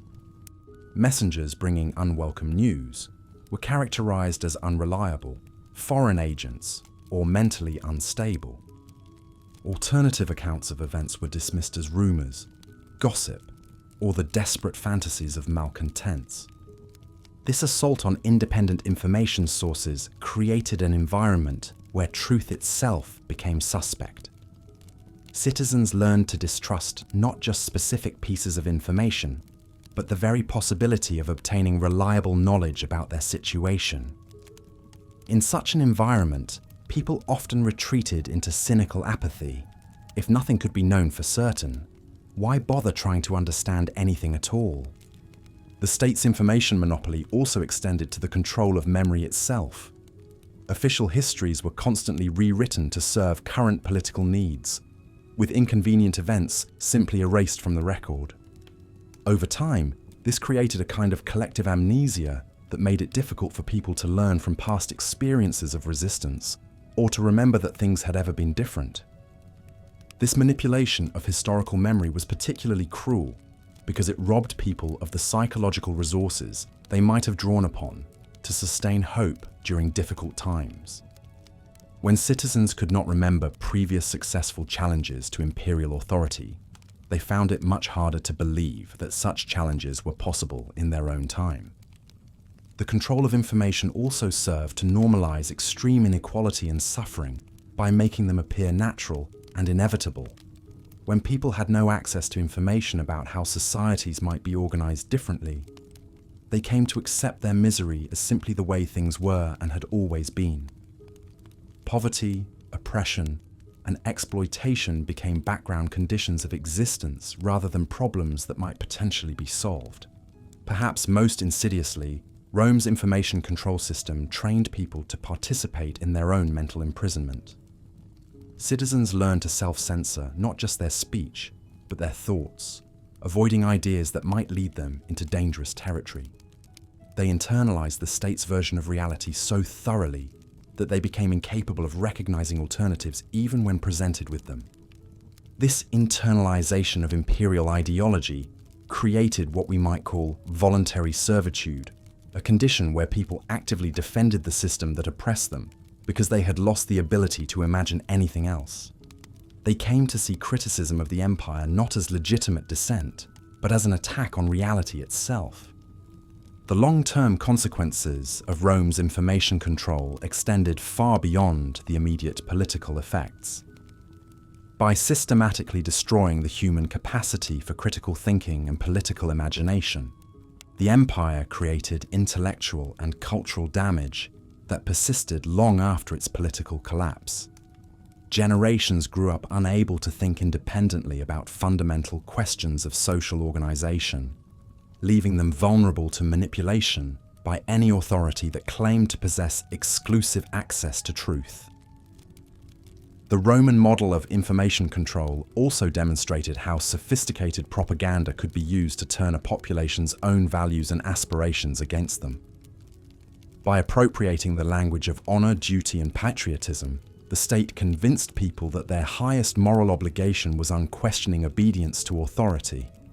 Citizens came to believe that thinking for themselves was not just dangerous, but actually immoral, a betrayal of everything they had been taught to hold sacred.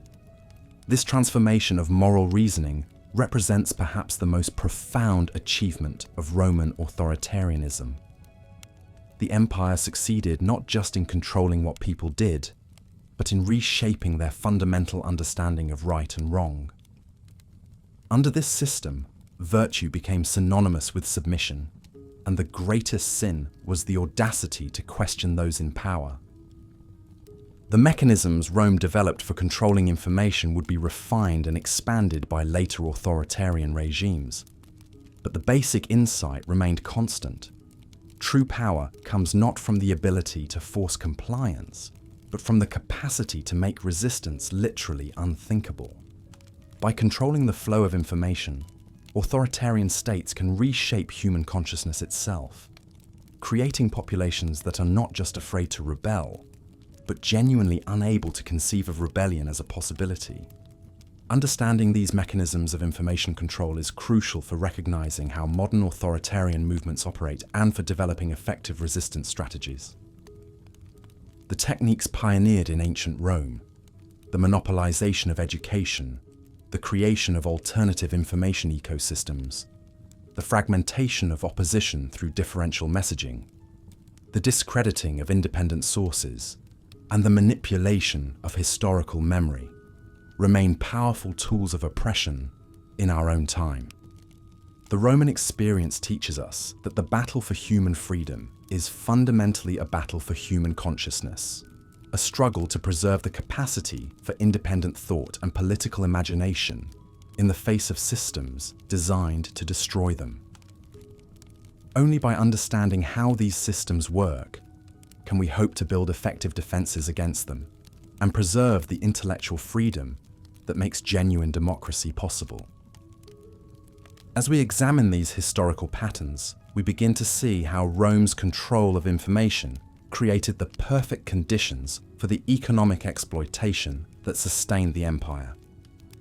With citizens unable to access alternative economic theories or examples of different ways of organizing production and distribution, they became powerless to resist an economic system that systematically transferred wealth from the many to the few, while convincing them that this arrangement was both natural and beneficial. Looking at your summary and the reference materials, here's part 9 of your script on the cruel punishments for treason in Rome.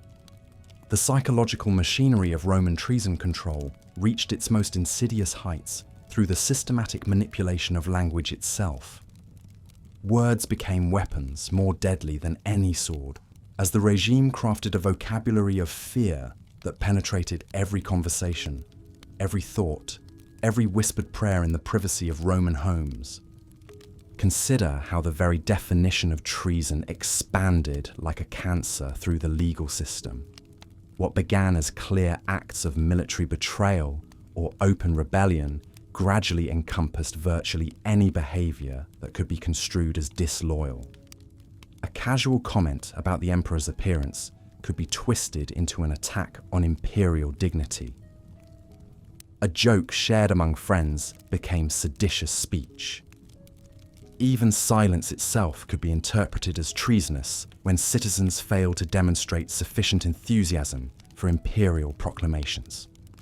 The Romans understood something that modern authoritarian regimes would later perfect, that controlling language means controlling thought. They created a lexicon of loyalty that citizens were forced to adopt, words and phrases that had to be spoken with the right tone, the correct level of reverence, the appropriate degree of submission.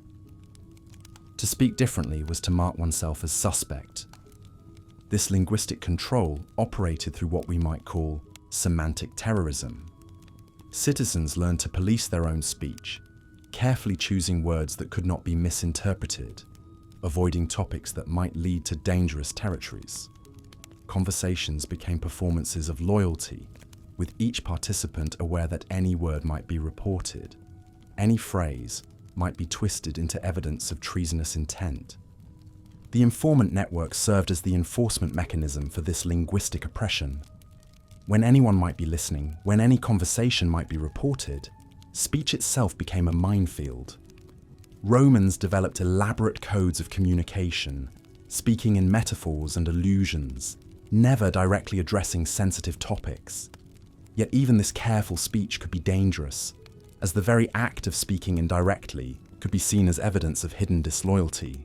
Perhaps most cruelly, the regime weaponized the bonds of family and friendship through linguistic manipulation. Children were encouraged to report on parents who spoke carelessly. Spouses learned to fear their partner's unguarded moments. Friends became potential enemies, each conversation a possible trap. The Latin phrase, auribus teneo lupum, I hold a wolf by the ears, captured this perfectly. Citizens found themselves in situations where both speaking and remaining silent carried equal danger. The psychological impact of this linguistic control cannot be overstated. When people cannot express their thoughts freely, when every word must be carefully calculated for its political implications, the mind itself begins to change. Romans learned to think in the approved vocabulary, to internalize the regime's perspective until it became indistinguishable from their own thoughts. This process of mental colonization was perhaps the most complete victory any authoritarian system could achieve. The regime also understood the power of ceremony and ritual in reinforcing linguistic control. Public gatherings became exercises in collective speech, where citizens were required to recite loyalty oaths, to chant approved slogans, to participate in verbal demonstrations of allegiance. These rituals served multiple purposes. They identified those who participated with insufficient enthusiasm. They normalized the language of submission, and they created a public performance of unity that masked the underlying terror. Legal proceedings became theatrical displays of linguistic orthodoxy. Defendants were expected not merely to deny charges, but to do so using specific formulations that demonstrated proper thinking. Witnesses learned to phrase their testimony in ways that showed appropriate reverence for authority. Even the language of legal documents was carefully crafted to reinforce the regime's ideological framework. The educational system became another vector for linguistic control.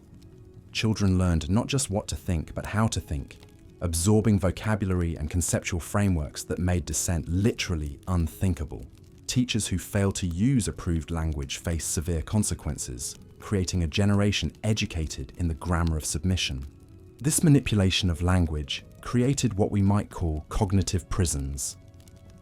Citizens found themselves trapped not just by external surveillance, but by internal mental constraints. They had internalized the regime's linguistic framework so completely that genuine independent thought became nearly impossible. The vocabulary of resistance had been systematically eliminated. replaced with words and concepts that reinforced obedience. The long-term effects of this linguistic terrorism extended far beyond the fall of any particular emperor or dynasty. Generations of Romans grew up in this environment of controlled speech, learning patterns of thought and expression that persisted long after the immediate political threats had passed. The habit of self-censorship, once learned, proved remarkably difficult to unlearn. Modern scholars studying totalitarian regimes have identified this manipulation of language as one of the most effective tools of political control ever developed.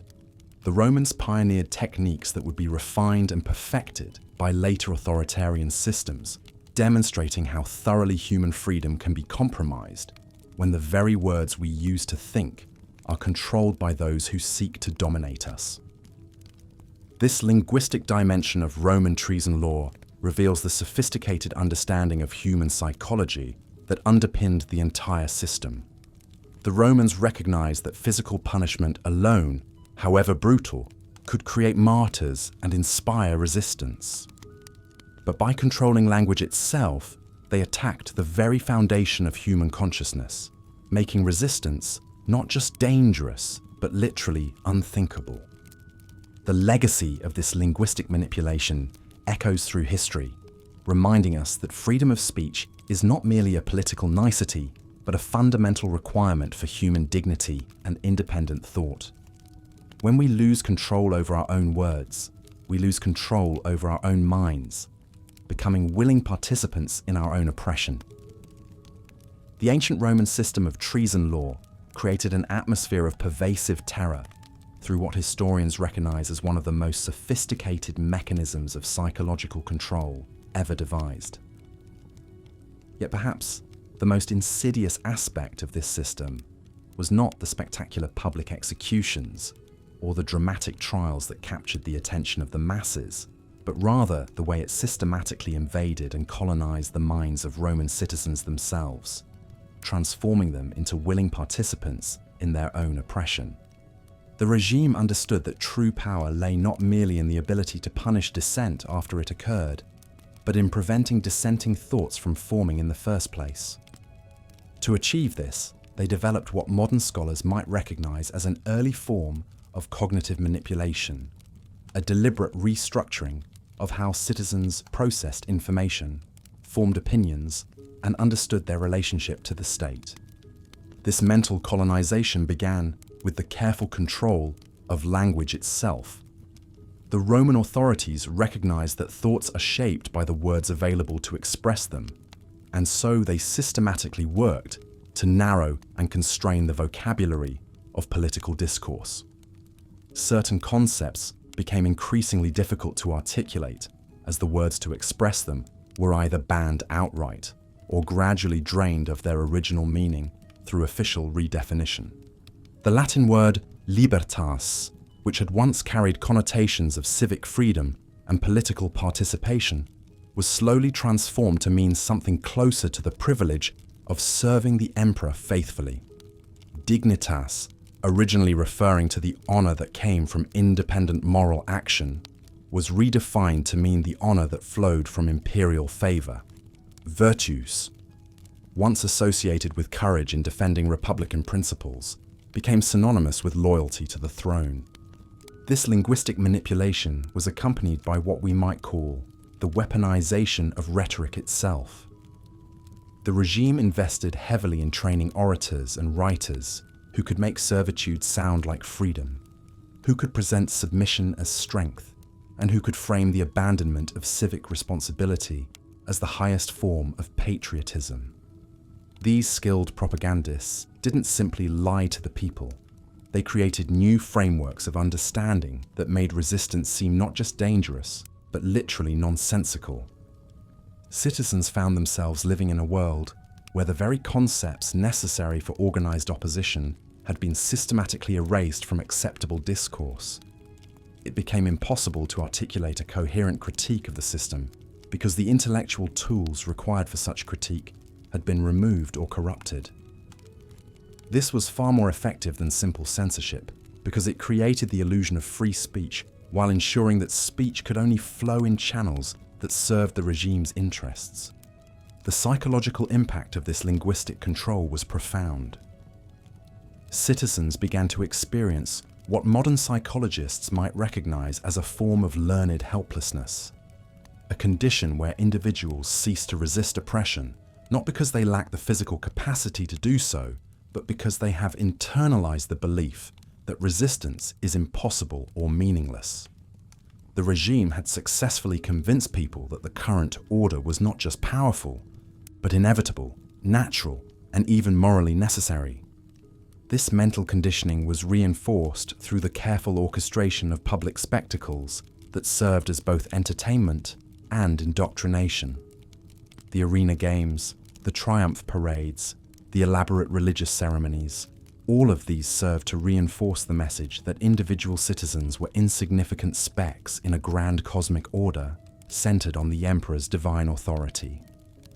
The sheer scale and magnificence of these displays created a sense of awe that bordered on the religious, making resistance seem not just futile, but sacrilegious. The regime also understood the power of what we might call participatory oppression.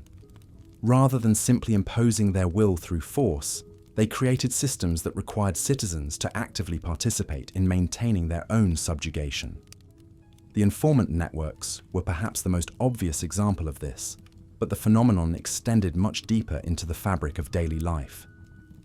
Citizens were required to participate in loyalty oaths, to attend public ceremonies celebrating the emperor, to display portraits of the imperial family in their homes, and to use the official calendar that marked time according to imperial anniversaries and achievements.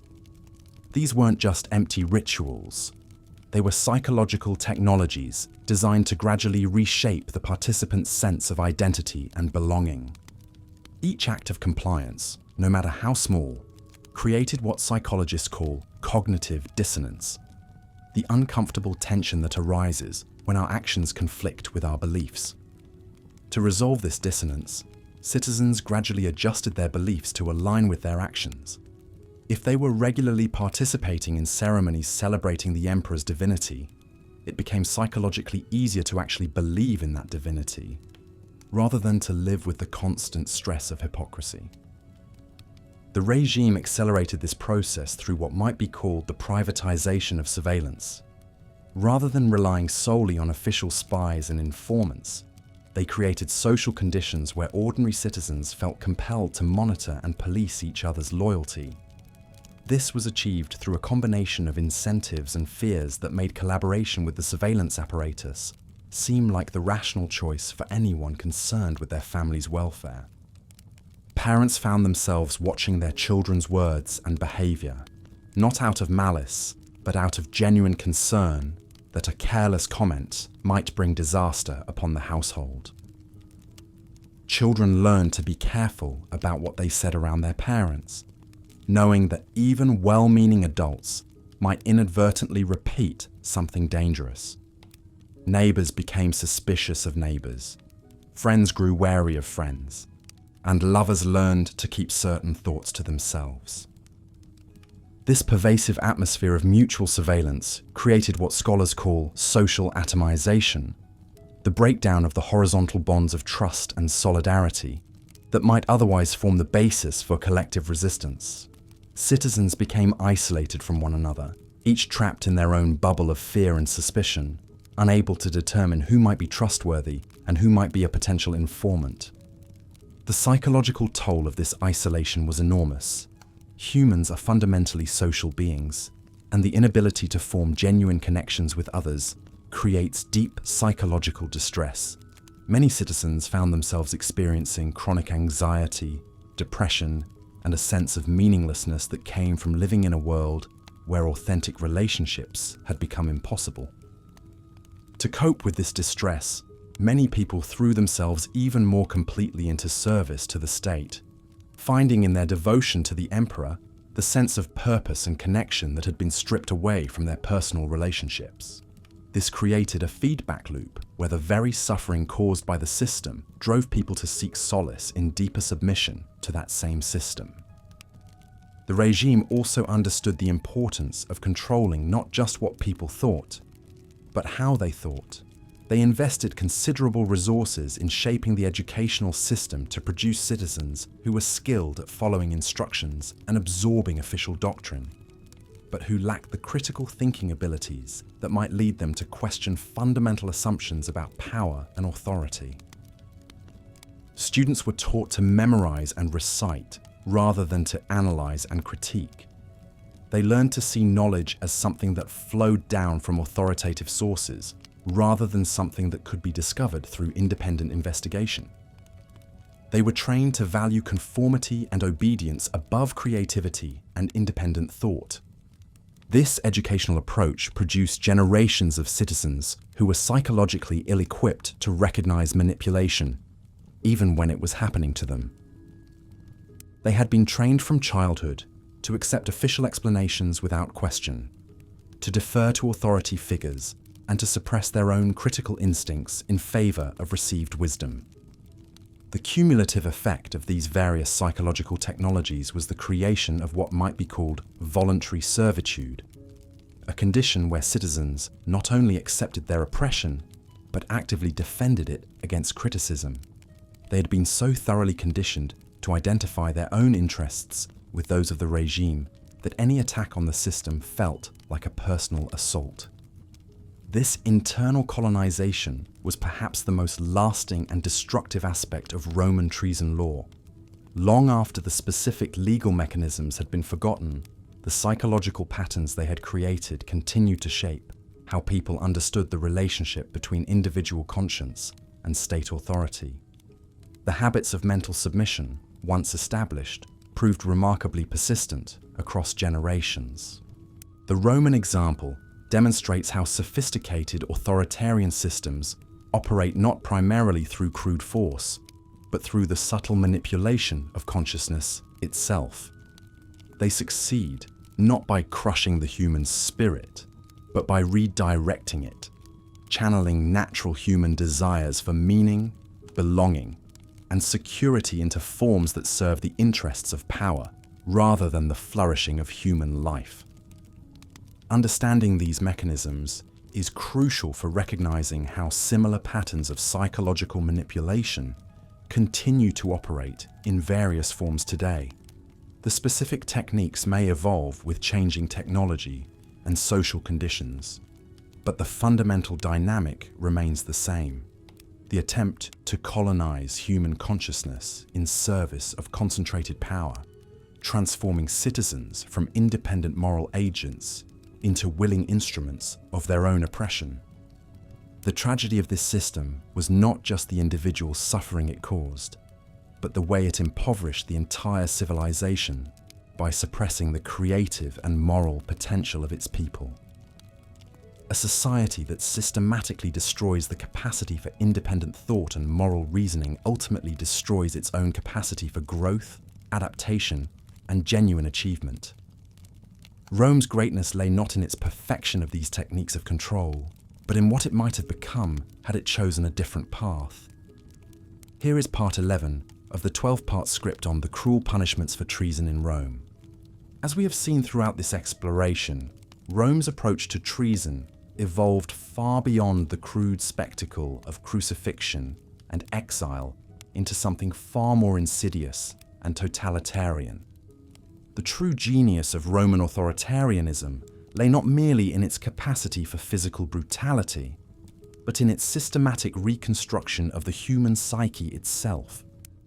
By the height of the empire, Rome had perfected what we might recognize today as a comprehensive system of psychological warfare against its own citizens. The transformation was gradual but inexorable. What began as sporadic executions of obvious conspirators gradually expanded into a vast apparatus of social control that penetrated every aspect of Roman life.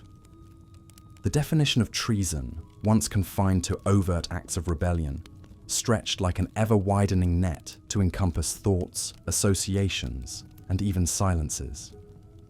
Citizens learned to navigate an increasingly treacherous landscape where a careless word at a dinner party, a friendship with the wrong person, or simply failing to demonstrate sufficient enthusiasm for the emperor could mark one for destruction. This expansion of treasonous behavior served a dual purpose. On the surface, it provided the state with legal justification for eliminating perceived threats. But more importantly, it created a climate of perpetual uncertainty that made resistance almost psychologically impossible. When the boundaries of acceptable behavior became impossible to define clearly, citizens had no choice but to retreat into extreme caution and self-censorship. The very unpredictability of the system became its greatest strength. The informant network that Rome cultivated represents perhaps the most sophisticated surveillance apparatus of the ancient world. Unlike modern totalitarian states that relied primarily on secret police and electronic monitoring, Rome achieved similar results through the manipulation of human nature itself.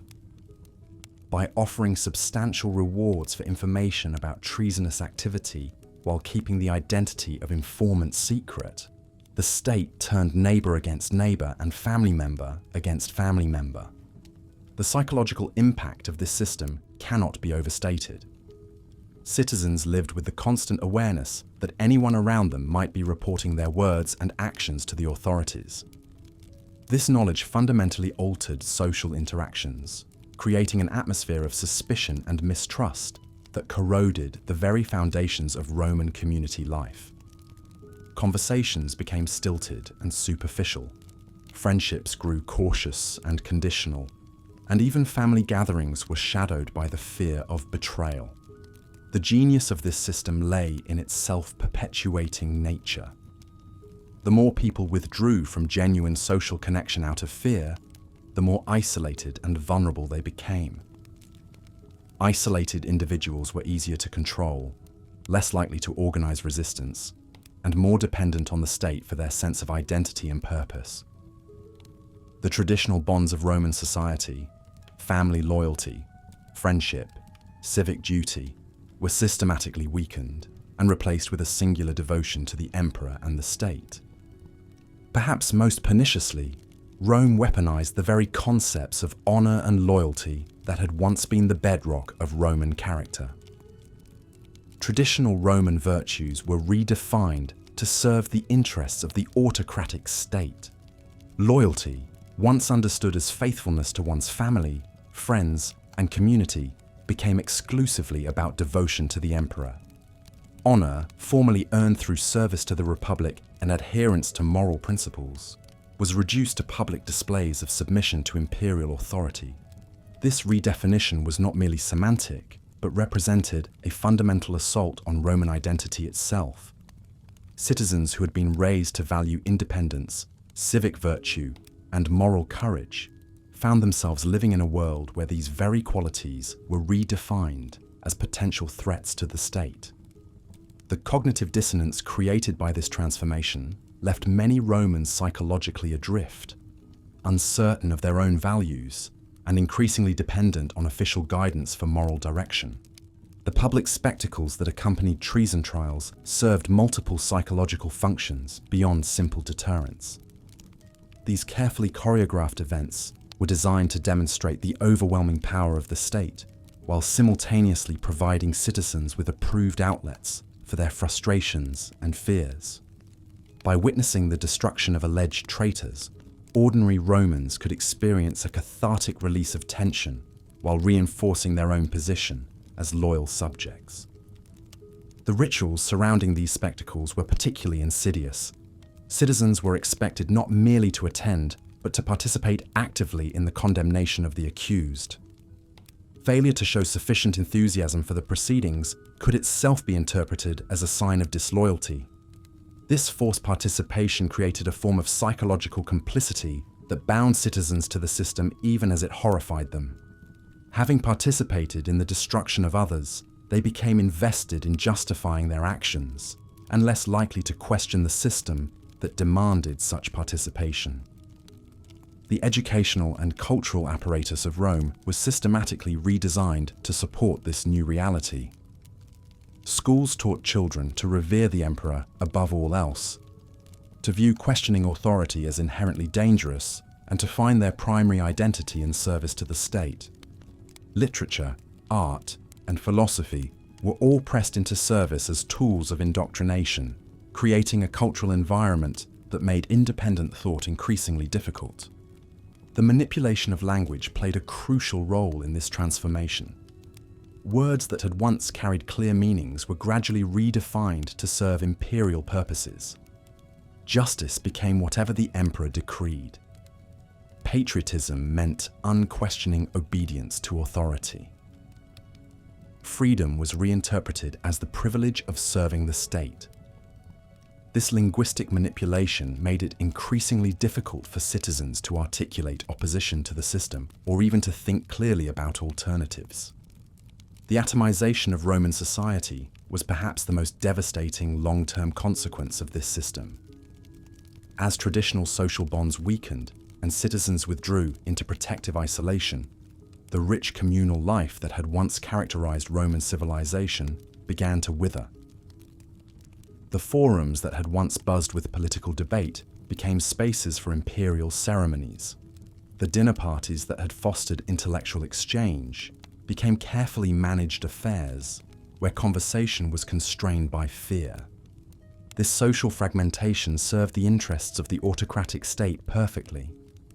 Isolated individuals were far easier to control than cohesive communities.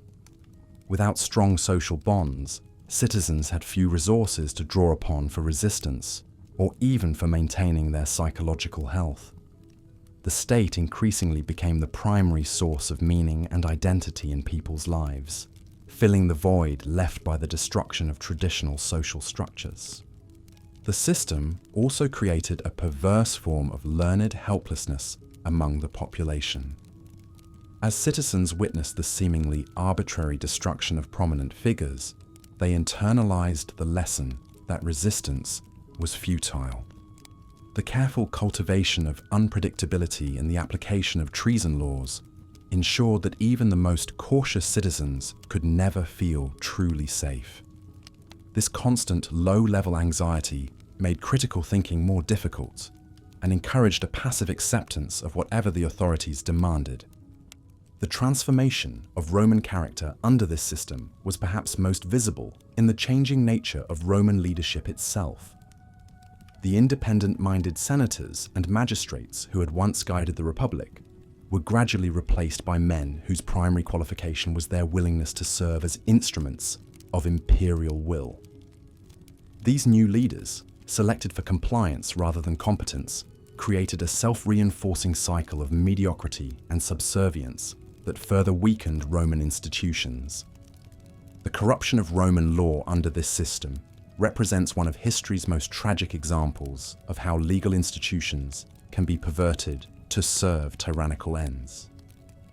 The elaborate legal traditions that had once protected Roman citizens were systematically undermined and replaced with arbitrary imperial decrees. The very concept of legal precedent was abandoned in favor of whatever interpretation best served the emperor's immediate interests. This legal corruption had profound psychological effects on the population.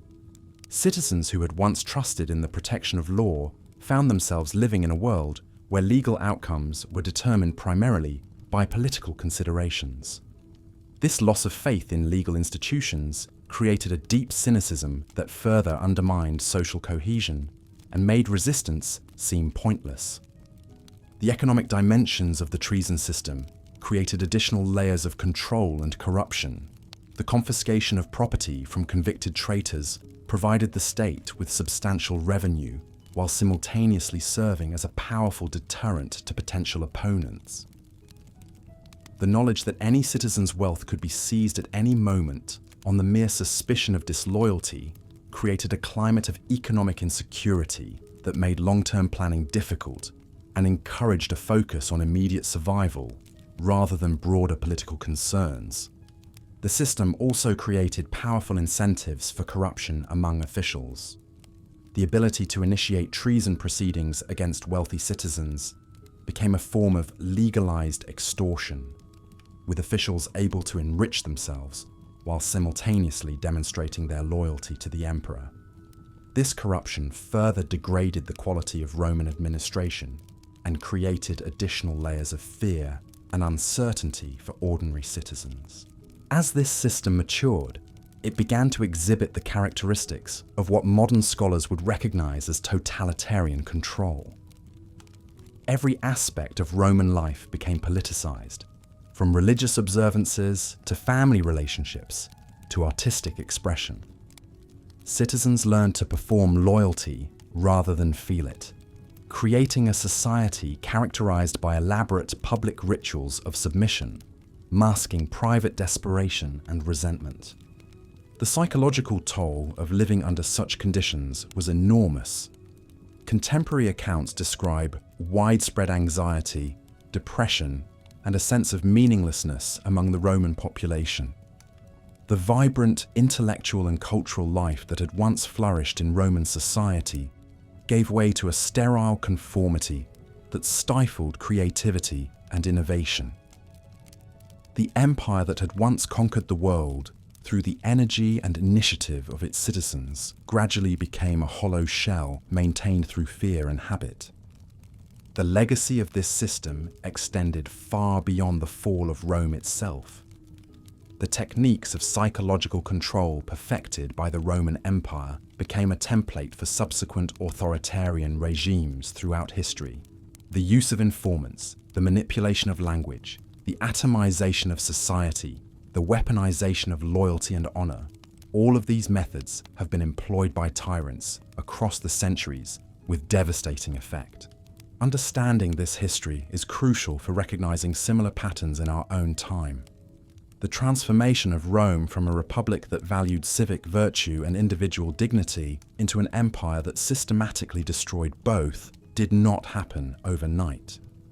It was the result of countless small compromises, gradual erosions of principle, and the slow normalization of the abnormal. Each generation of Romans found themselves living in a slightly more constrained world than their parents, until eventually the memory of what freedom had once meant was almost entirely lost. The tragedy of Rome lies not merely in its eventual collapse, but in the human cost of its transformation. Millions of people lived and died under a system that systematically crushed the human spirit while maintaining the outward forms of civilization. The monuments and institutions of Rome continued to inspire awe, even as the society that created them withered from within. The cruel punishments for treason in Rome were ultimately less about the physical suffering of the condemned than about the psychological destruction of the living. By creating a society where genuine human connection became dangerous, where independent thought was treasonous, and where the highest virtue was unquestioning submission to authority, Rome achieved a form of control that was far more complete and devastating than any mere physical tyranny could have been. The true victims of Roman treason law were not those who died on crosses or in exile, but those who lived on in a world where the very possibility of authentic human dignity had been systematically destroyed. The psychological control system that Rome developed through its treason laws represents one of history's most comprehensive examples of state-engineered social manipulation. What began as legal statutes defining crimes against the state evolved into something far more insidious, a machine designed to reshape human consciousness itself. The true genius of this system lay not merely in its capacity to punish dissent, but in its ability to make resistance literally unthinkable. The final phase of this psychological architecture involved what we might call the weaponization of identity itself. Roman citizens were taught to derive their sense of self-worth entirely from their relationship to the state. Personal achievements, family bonds, even religious devotion were all filtered through the lens of state loyalty. A successful merchant wasn't celebrated for his business acumen, but for how his prosperity served Rome. A devoted father wasn't praised for his love of family, but for raising future soldiers and citizens. This systematic redefinition of human value created a population that couldn't conceive of meaning or purpose outside the state framework. The manipulation of memory became perhaps the most crucial element in maintaining this psychological control. The Roman state didn't simply suppress inconvenient truths, it actively rewrote them. Historical events that might inspire resistance were either erased from official records or transformed into cautionary tales about the dangers of defying authority. Heroes of past rebellions became villains in state-sanctioned histories. Acts of courage were reframed as reckless endangerment of the community. This systematic distortion of collective memory ensured that each new generation grew up without access to alternative narratives that might inspire them to question the established order. The state also weaponized the concept of tradition itself. Romans were taught to revere their ancestors and ancient customs, but only those traditions that served state purposes were preserved and celebrated. Ancient practices of local autonomy, tribal independence, or religious freedom were systematically forgotten, replaced by manufactured traditions that emphasized submission and conformity. Citizens came to believe that absolute obedience to Rome was their most sacred inheritance, a divine mandate passed down through countless generations. Perhaps most devastatingly, the system created what we might recognize today as learned helplessness on a civilizational scale. Through carefully orchestrated cycles of crisis and rescue, the state taught citizens that they were fundamentally incapable of managing their own affairs. Economic difficulties, foreign threats, social unrest, all were presented as problems too complex for ordinary citizens to understand or address. Only the wisdom of Rome's leaders could navigate these treacherous waters. Citizens learned to be grateful for their subjugation, viewing it not as oppression, but as protection from chaos. The psychological toll of this system extended deep into the fabric of daily life. Relationships became transactional, with citizens constantly evaluating each other's loyalty to the state. Marriages were arranged not just for economic advantage, but for political reliability. Children were encouraged to report on their parents' private conversations. Friendships were measured by willingness to inform on suspicious activities. The natural human bonds that might have provided alternative sources of meaning and solidarity were systematically poisoned by suspicion and instrumentalized for state purposes. This atomization of society served multiple functions. It prevented the formation of alternative power centers that might challenge state authority. It made collective resistance virtually impossible, as citizens lacked the social networks necessary for organized opposition. Most importantly, it created a population of isolated individuals who had no choice but to turn to the state for meaning, purpose, and identity. In destroying the horizontal bonds between citizens, Rome ensured that all relationships flowed vertically through state institutions. The long-term consequences of this psychological architecture extended far beyond Rome's political boundaries. The techniques pioneered by Roman administrators became a template for authoritarian control that would be refined and deployed by countless subsequent regimes. The use of legal frameworks to justify arbitrary persecution, the manipulation of language to obscure oppression, the weaponization of civic duty, the systematic destruction of alternative sources of meaning, all became standard tools in the authoritarian toolkit. Modern historians studying the fall of Rome often focus on military defeats, economic collapse, or barbarian invasions. But the psychological system that had sustained Roman power for centuries had already hollowed out the empire from within. Citizens who had been systematically stripped of agency, creativity, and independent thought were ill-equipped to respond to new challenges. The very success of Rome's psychological control system had created a population incapable of the innovation and adaptability necessary for survival in a changing world. The Roman approach to treason law reveals a fundamental truth about the relationship between power and human psychology. Physical force can compel temporary compliance, But lasting control requires the manipulation of consciousness itself.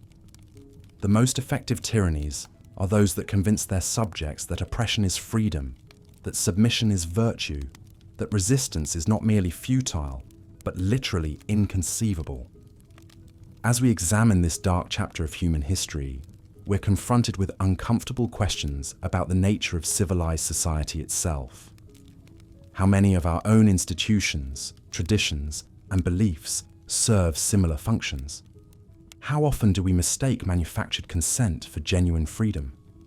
The Roman system of psychological control didn't disappear with the empire. It evolved, adapted, and found new expressions in subsequent civilizations. The study of Rome's treason laws ultimately serves as both a historical investigation and a warning.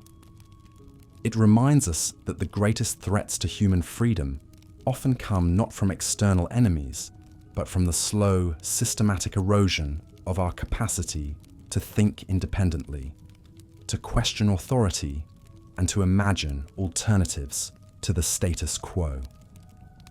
The Romans perfected the art of making slavery feel like citizenship, oppression feel like protection, and conformity feel like virtue. In understanding how this system worked, we gain insight not only into the past, but into the eternal struggle between power and human dignity. The techniques that Rome used to control its citizens continue to find expression in new forms, adapted to new technologies and social structures. Only by recognizing these patterns can we hope to resist them, preserving the precious human capacity for independent thought, moral courage, and the audacious belief that a better world is possible. The legacy of Roman psychological control serves as a stark reminder that the price of freedom is not just eternal vigilance against external threats, but constant examination of the forces that shape our own consciousness. In the end, the most important battlefield is not in the streets or the courts, but in the human mind itself. And that battle continues to this day.